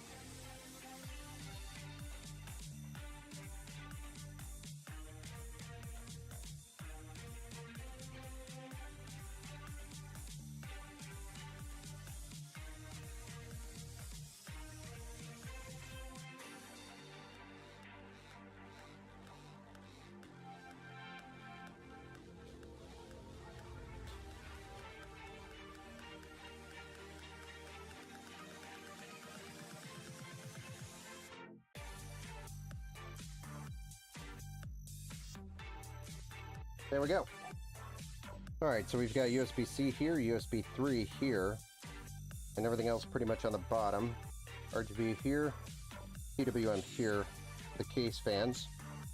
We've also got case fan options here and here. So yeah, let's get this done. This one is better than the Thermaltake just because of the reverse fans. Yeah, I know, it's a nice touch. Although, the downside is this is a micro ATX version of that case. Also, there's absolutely no space, if you look, zero space to run a 24-pin cable there. Unless you want to chance it hitting the fan blade, which I don't, so I usually run it from the bottom up, because if you run it from the back to the top to the down, it's just not long enough. So typically, I will run those from the bottom up on the front, which zip tied nice and neat. It doesn't look like crap. And this one doesn't have USB-C.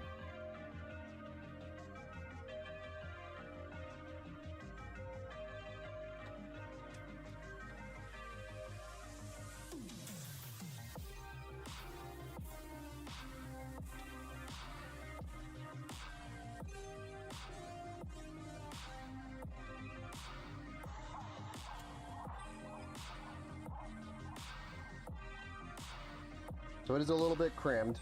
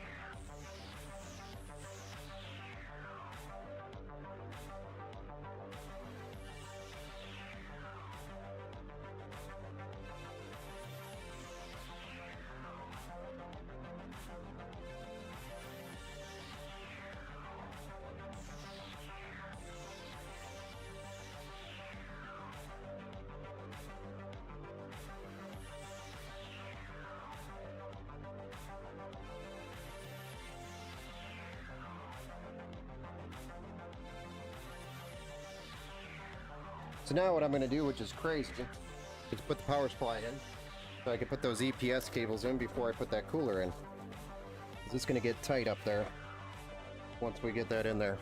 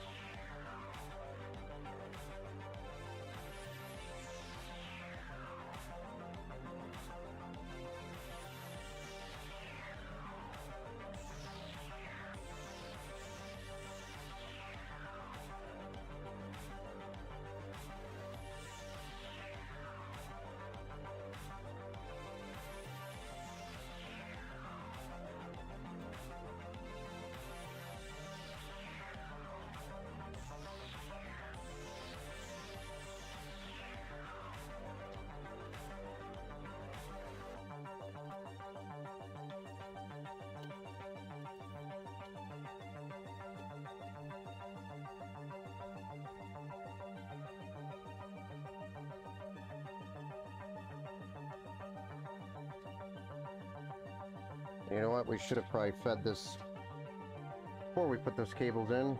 Dang it. Pull that one out.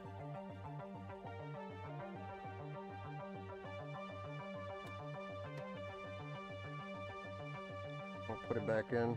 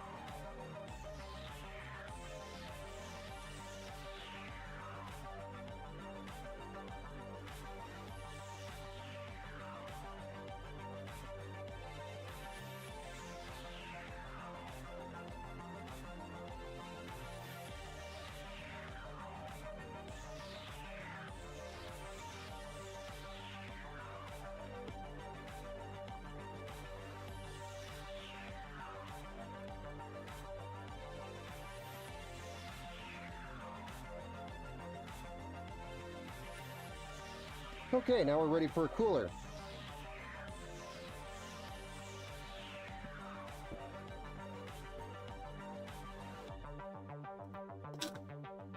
Hey, what's up, Altered to Go? Welcome back to the Build Show. Yeah, I was referring to the Thermaltake 170 TG. That basically is the same case, just difference are the reverse fans. Yeah, that's actually very true. Very true, owner. I thought you were talking about the 270 that we just worked in. Loop, welcome back to the Build Show. This Montech case. No, this is a 7 Hero case, which is available on Amazon here in the United States. Ben, what case is this again? It's 7 Hero. The Force is my power supply. Yes.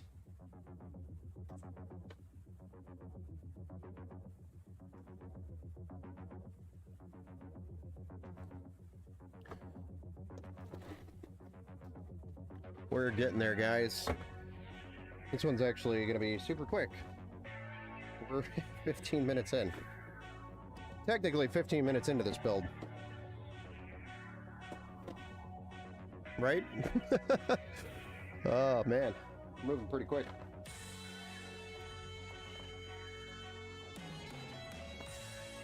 What happens when Ben goes head down and actually pounds one out?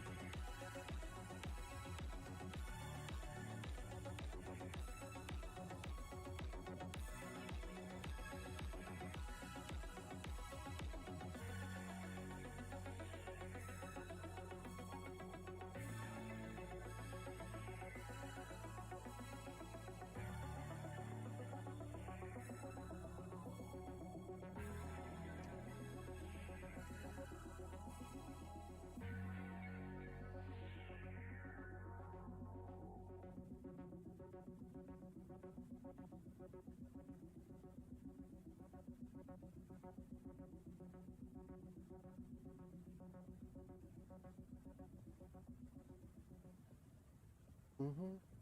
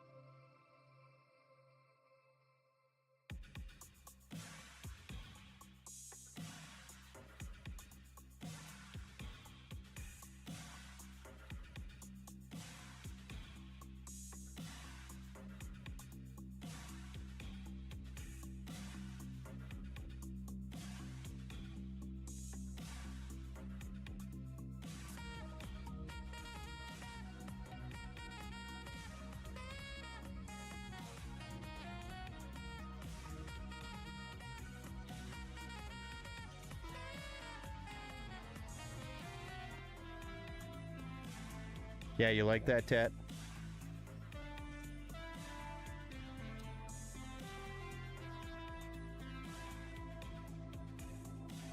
One day I will learn how to play the saxophone, and the only thing I'm going to learn is that.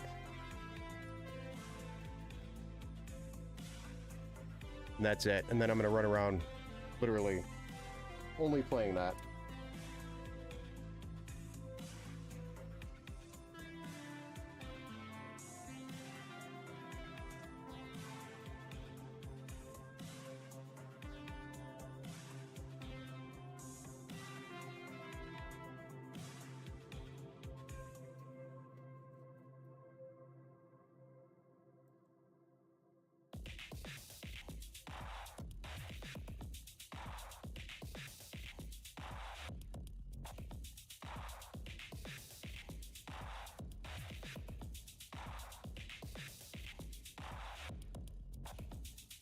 Nice. Now this, on the other hand, is not nice.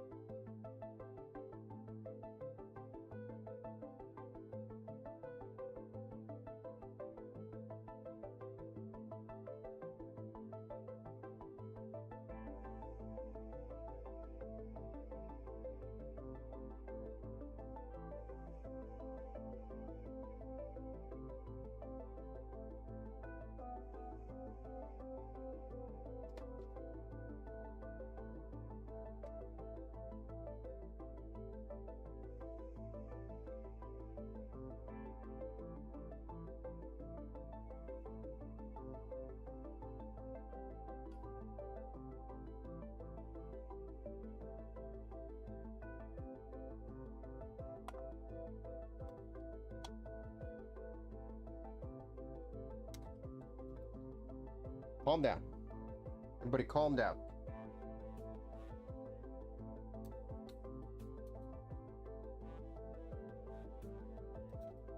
One of my daughter's favorites, Fortnite emojis. It's my ringtone. Nice. As it should be.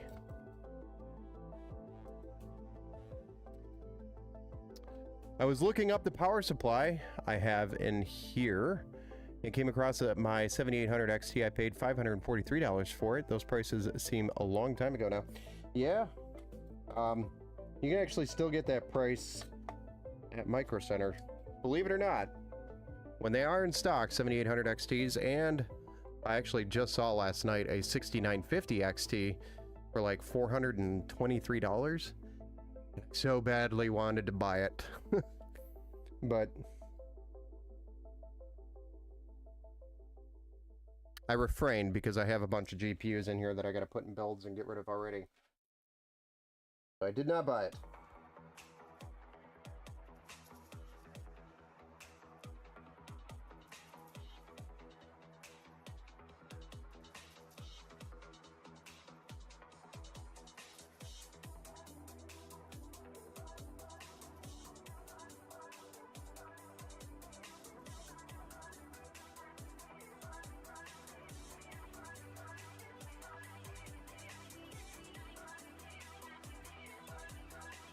Although I feel that I should have.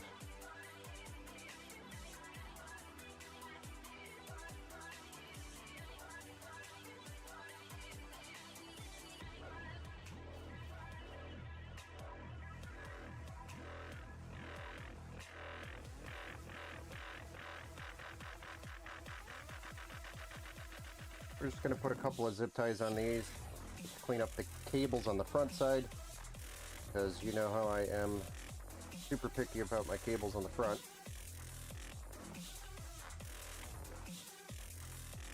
Gonna tie it into that run, and I just need one more little teeny tiny zip tie for this guy. Seems to be a little wild out of the box.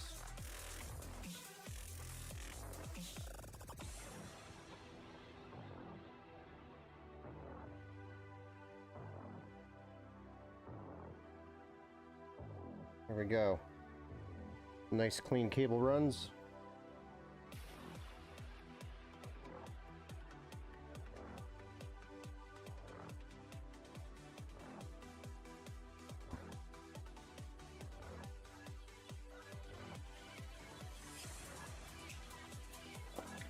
Now, for the GPU and then some cable management on the backside, and we're done.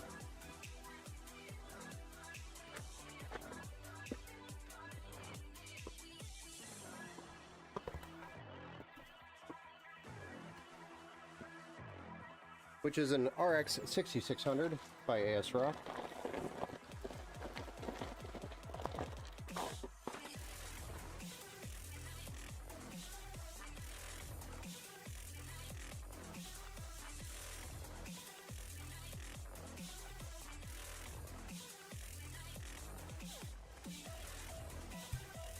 Peel's coming up much better than the last one that we did, the white one.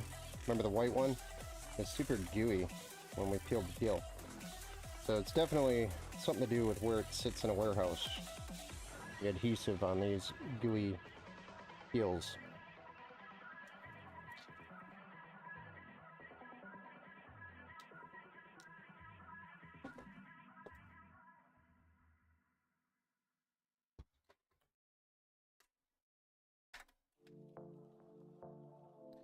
Rat nest for life, yeah. My PC kind of looks like a rat nest, not gonna lie.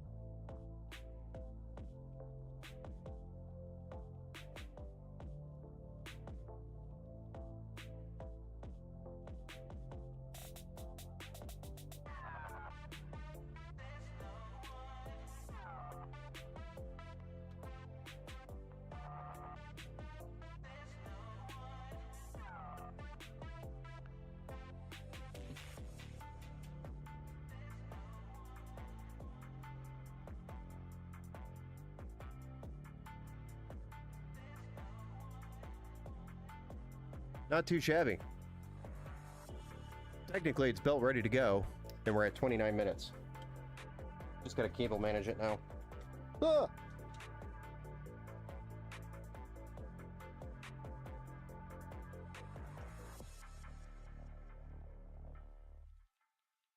This one is actually super easy to cable manage. Really, it's just a zip tie here at the top. We're gonna throw a tie on there just to get it from flapping around.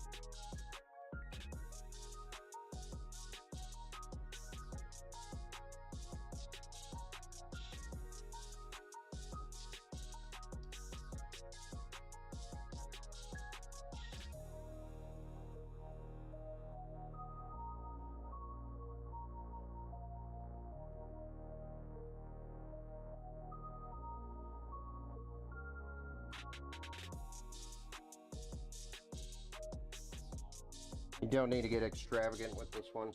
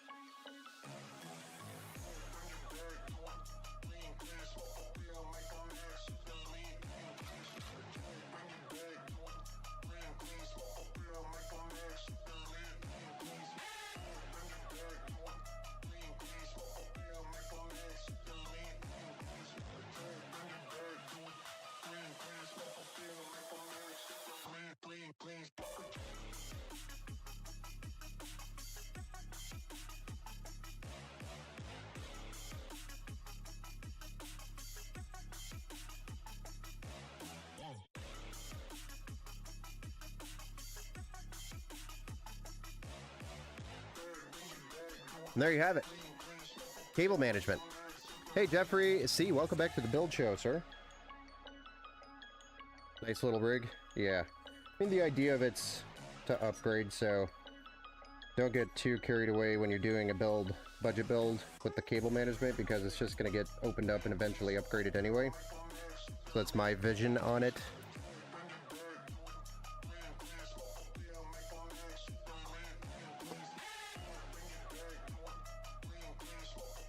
There's no reason to get super carried away with the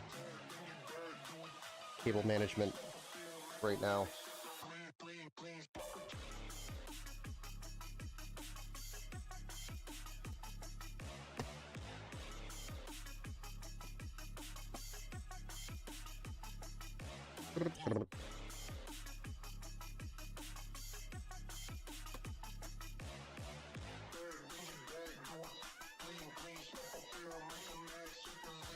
These should come off if you have a AIO on the top of your case as exhaust, because all it's doing is restricting airflow. So if you have one of these on the top of your case and you have an AIO, feel free to remove it. It is not needed. It is doing nothing but restricting airflow. That is all it's doing.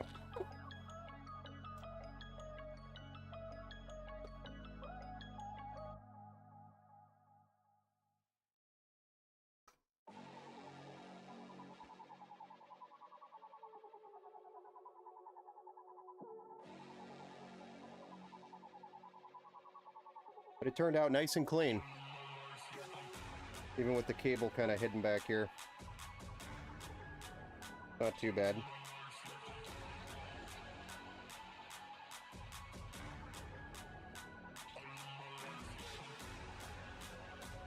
Alright, let's fire this thing up and see what it looks like.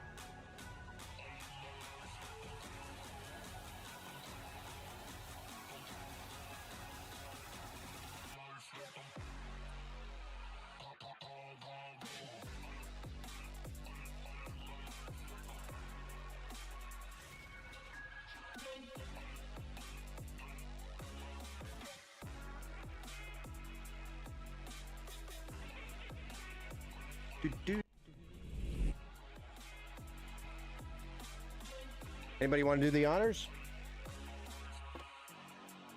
Push that button.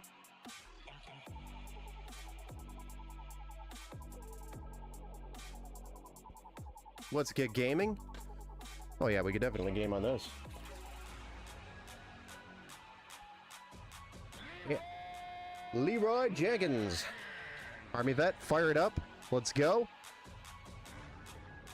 Altered to go. How would someone easily tell how much a whole PC is putting out in wattage? So you could put in a you could put in a meter on your plug and see kind of how much wattage there is, or you could pull up HW monitor and do the math. You know, look at all the components and see what the draw is. But I mean, if you know your components, you can look at your maximum draw for all your components and then kind of go off of that. Fire it up. We're fired up. So far there's no post yet, but we do have a white light, which should mean it should be posting here.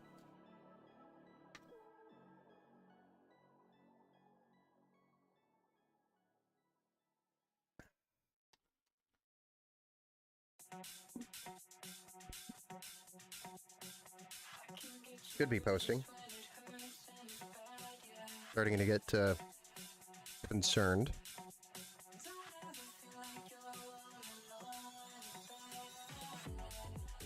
So when we installed that CPU, if you remember, it was kind of a weird fit. What I'm worried about. And we're stuck on CPU. Yeah, it looks cool. These damn open box deals that I keep buying.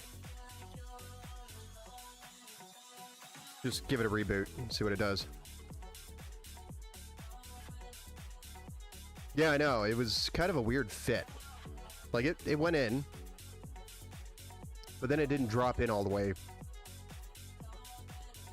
And then kind of pushed on it just a little bit, like very, very light pressure, and it went in all the way. And I was like, okay, that was weird. Those fans are neat. I like the mirror effect. Yeah, the mirror effect is pretty cool. I think we're stuck on the same light. So I'd say, got a CPU problem. Nice. It's a lot easier than a motherboard. So I have another 5500 here.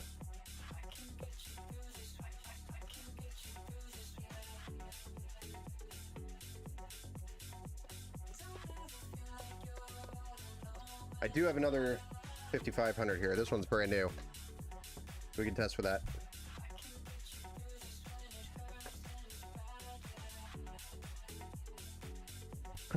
To Micro Center.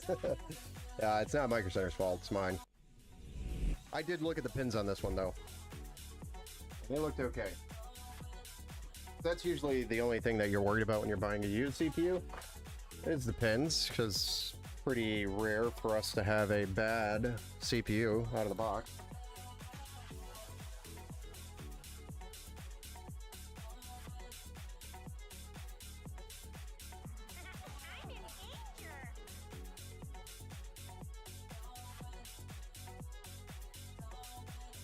That's what my wallet says every time I walk into Micro Center.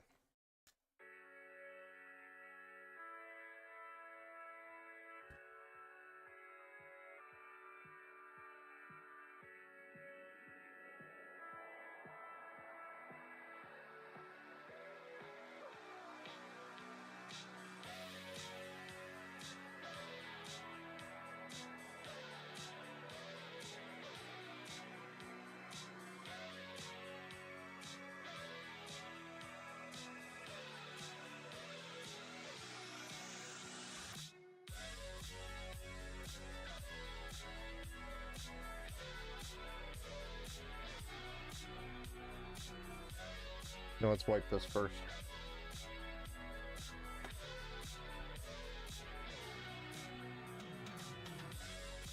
Those fans are neat. At least the fans are neat.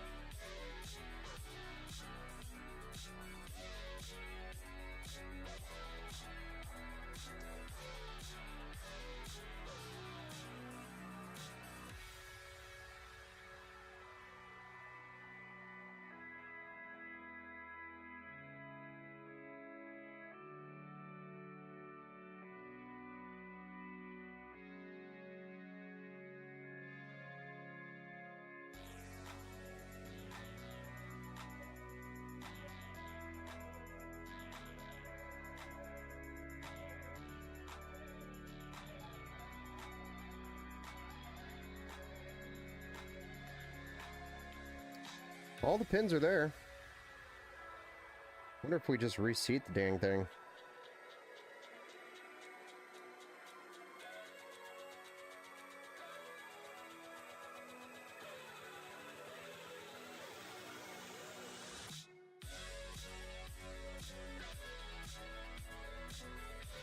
Just gonna see if it gets hot.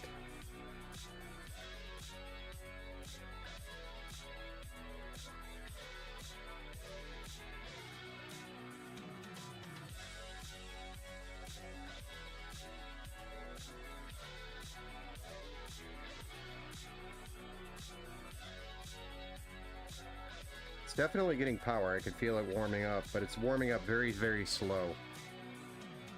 It's very slow to warm up here.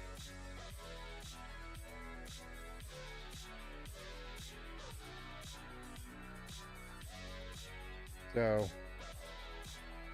that kind of tells me there's either something wrong with the CPU or the VRMs, but 99% sure it's the CPU.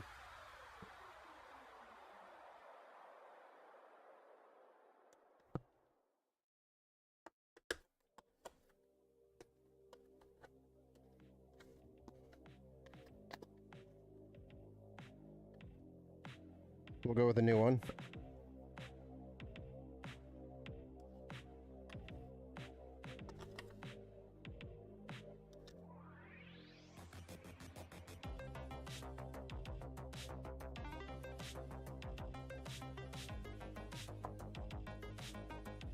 Again, weird install on the socket. So it could be the socket.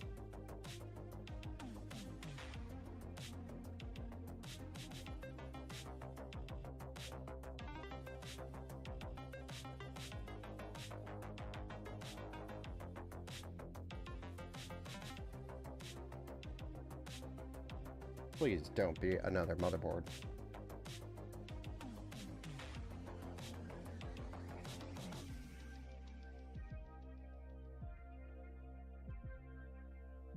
Or do you think this motherboard's old enough that it just doesn't have the port? Like maybe it has an old BIOS version? The CPU is warming up, so it's definitely picking up the CPU. And it's sending power to it.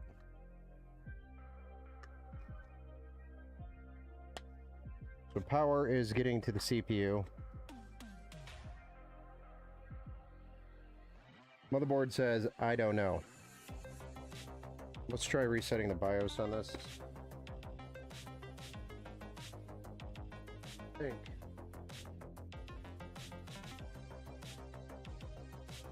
Leave our clear CMOS under the card.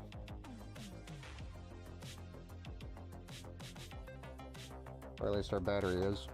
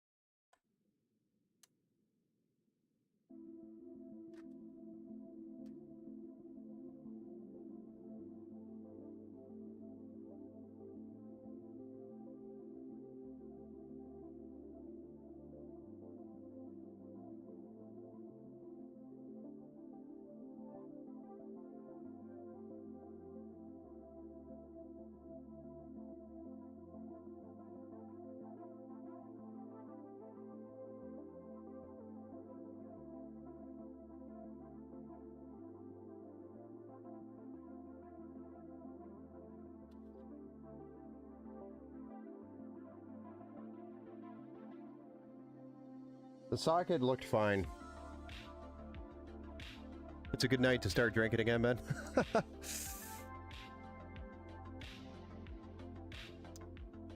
Jeffrey C says, I decided to just order the 7600 XT. Nice.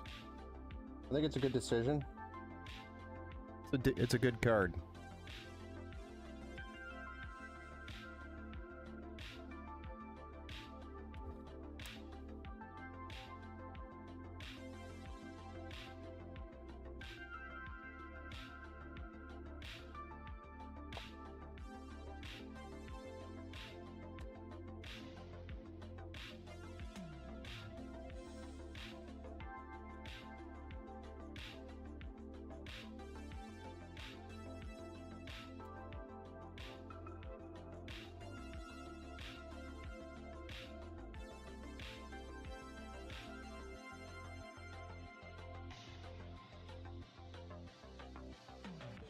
Does anybody know if the BIOS for the B550M Pro VDH originally came?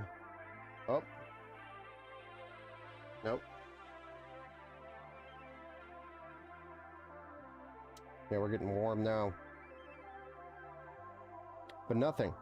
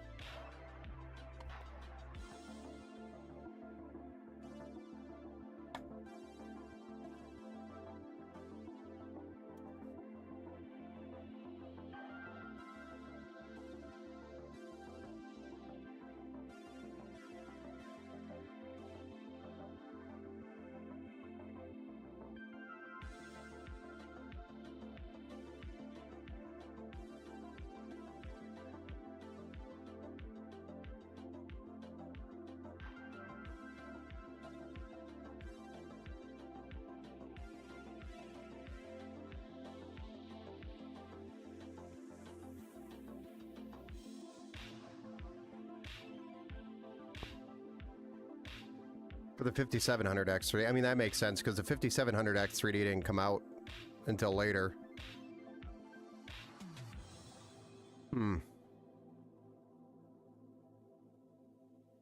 No, that does help. Let me look on the box. See if it's 5th gen ready. Because the 5000 or the 5500 didn't come out until later either.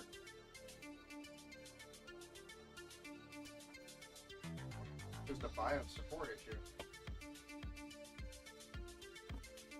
Yeah, it says 3rd gen. Does this have Q-Flash?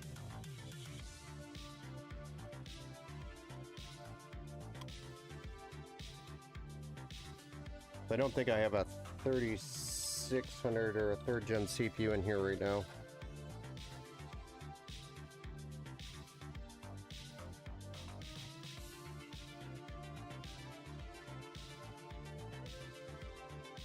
If I have to track down a 3rd gen CPU for this motherboard, I'm just going to send the motherboard back. Get another one. I do not want to deal with that. You could probably find one on Marketplace for like 50 bucks or less.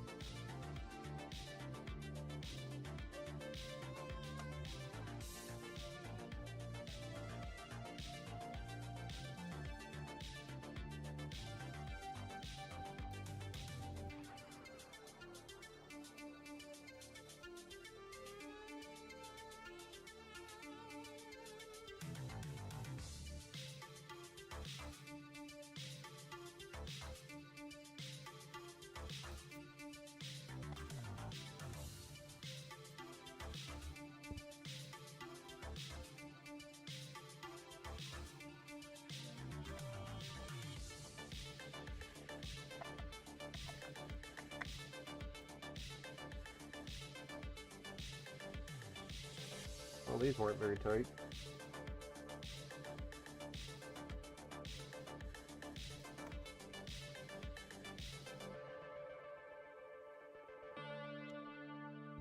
What if it was a mounting pressure issue?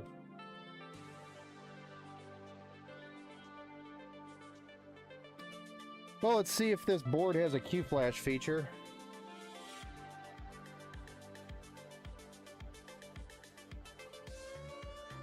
It does have a Q-Flash feature, so let's get a BIOS for MSI on a flash drive, and let's try to Q-Flash it.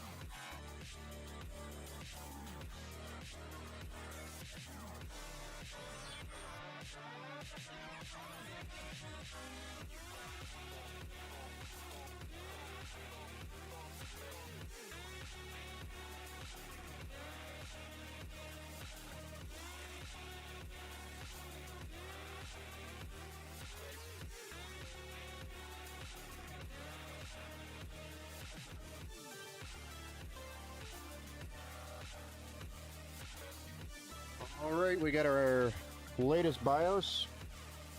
So let's plug this in and then we'll Q-flash.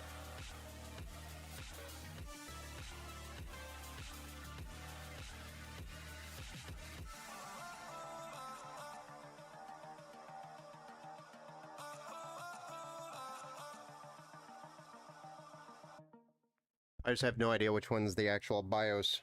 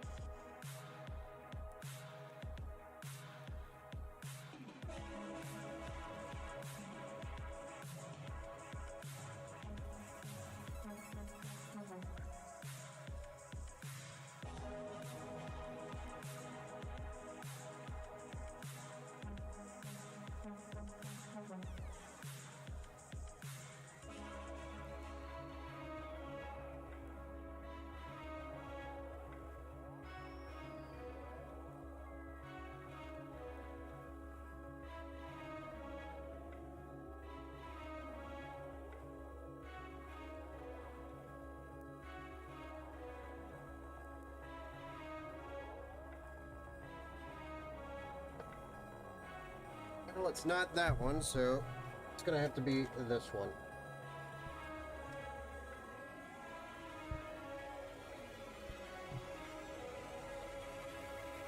Yep, found it.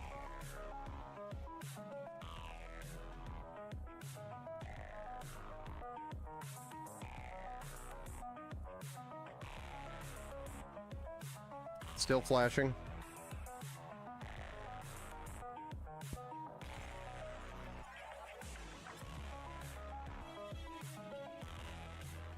Still flashing. See the little red light down there? That's indicating that it's still working. Loop says new capacitors installed in the circuit board and a few new transistors soldered in. I think you should be you should, LOL. Bye, bye, bye. Soldering new caps on a vintage Marantz stereo receiver for a customer right now. Oh, nice. So you do some soldering work. I actually am working on trying to get a DC jack off of a motherboard for a laptop right now, which is not working very well. I don't know what I'm doing wrong. I feel like I'm just not able to get it hot enough, the solder, the existing solder, to remove it. That's where I'm stuck. So I've tried the solder braid. I put resin on it and then heated up with a little bit of extra new solder on top, and then put braid over it to try to suck it off and suck the solder out, and it wouldn't release. Looks like it's still running.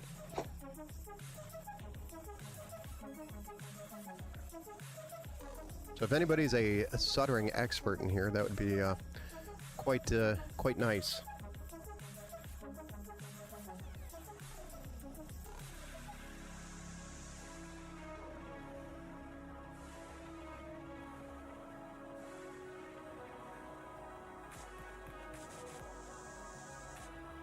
I just have a steady red light for the Q-flash.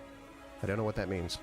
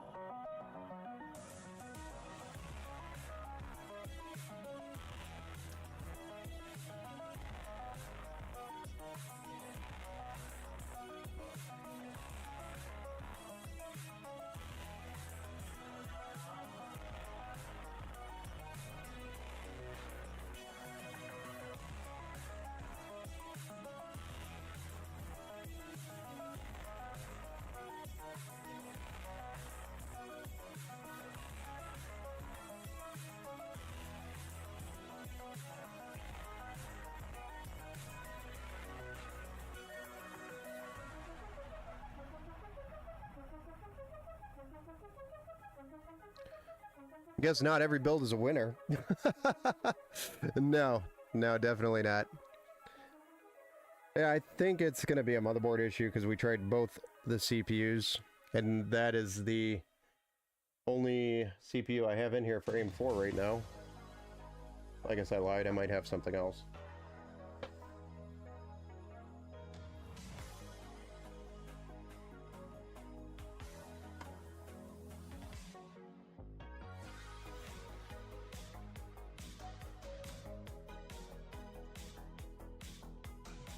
I do have a Ryzen 7 5700X.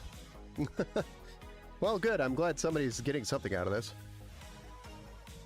Solid red light according to Gigabyte. Well, that's Gigabyte. This is MSI. MSI might be different. Let me go look at the manual.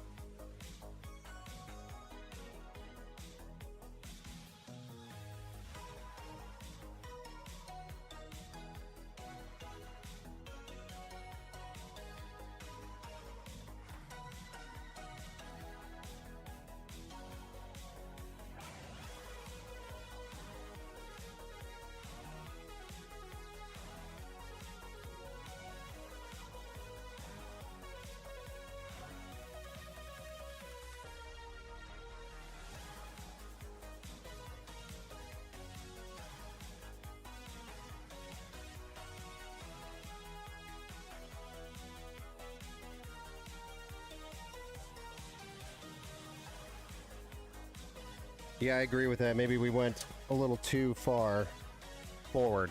So I'm going to try a couple versions back.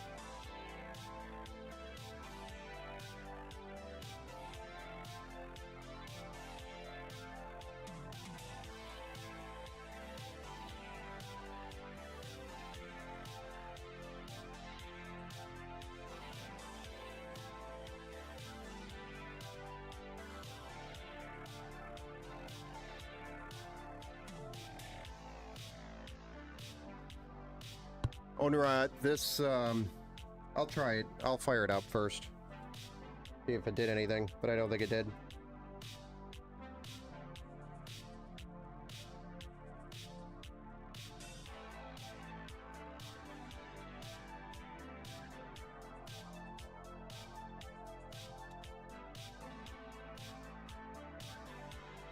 Still on the CPU light.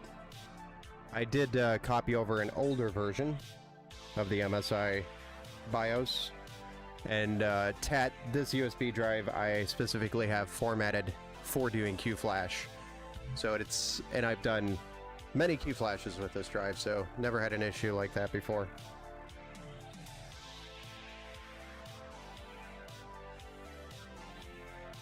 Yeah, I'm trying to start it up first, Steve. But we're still sitting on CPU. not moving very fast. It's AM4. It should be moving pretty quick, right? So I'm going to assume that did not take. We'll try an older version.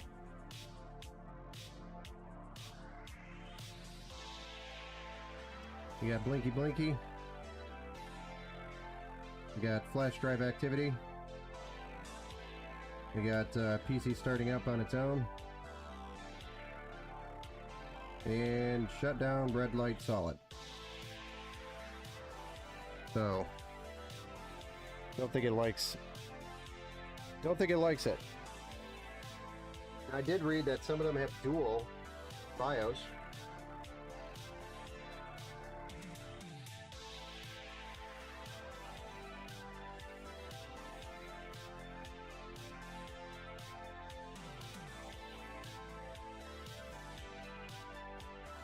Let's try an older version. Keep going backwards.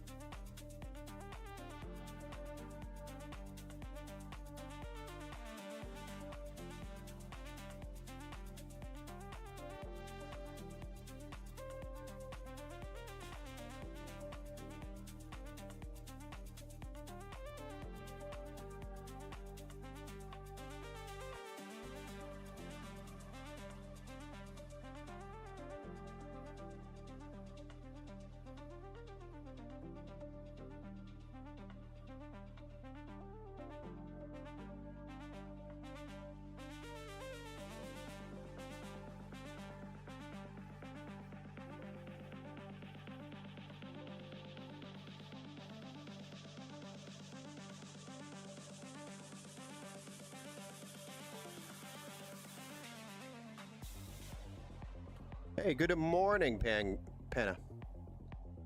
Mike Thompson needs a 30 series first, then it'll boot. Yeah, maybe. All right, let's go again.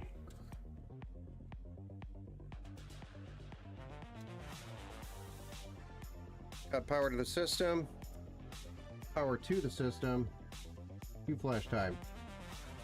I actually looked up the Ryzen 5 5500 was released April 2022. So I grabbed a version around that time. It didn't specifically specify that this version was supporting 5500, but I'm hoping that was dropped in there. Solid red light again. Damn. This thing's super picky.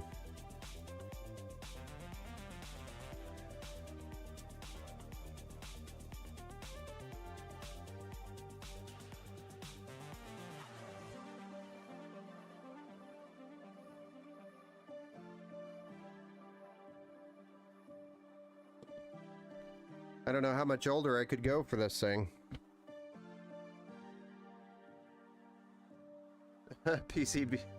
BS too, nice.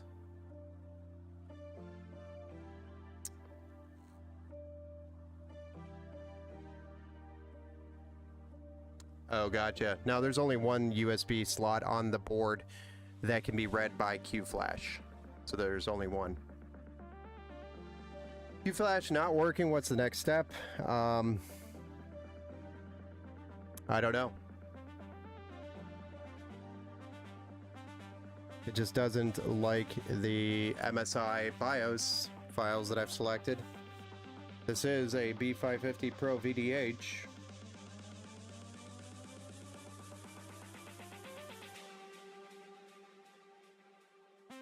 So I guess next step is return and get another board.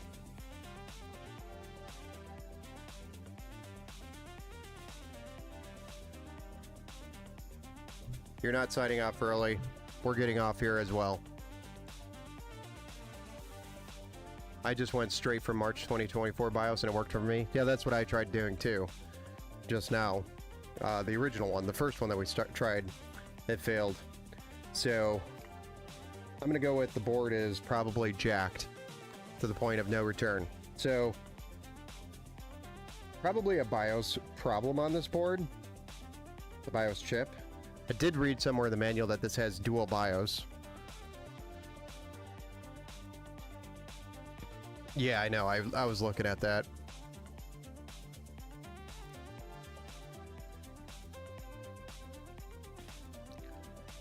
So, instead of dealing with this headache, I'm probably just going to swap the board out. But we're going to save that for another time. So we fixed one with a bad motherboard today. And then we built one with a bad motherboard today. All in the same day. Goes perfect with the thumbnail. Motherboards and power supplies.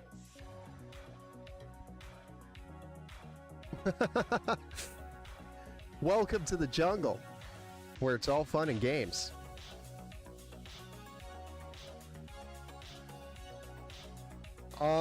No, it's an open box. Altered to go. It's an open box board. But I mean, these ones have always been pretty successful open box boards, so we've just been plagued with open box failures lately. Usually I do pretty good with them. I have usually pretty good luck when it comes to open box, but this is why you don't buy open box. Generally it's returned for a reason. Sometimes you get lucky and somebody had just upgraded and they just wanted to return it. Yes. Apparently there was a Wi-Fi issue on these boards and the BIOS fixed that, and I didn't even know about that. So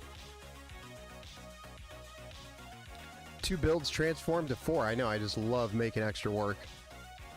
What about you? So we'll probably cool off on the open box crap for a while. I know, it's a great song.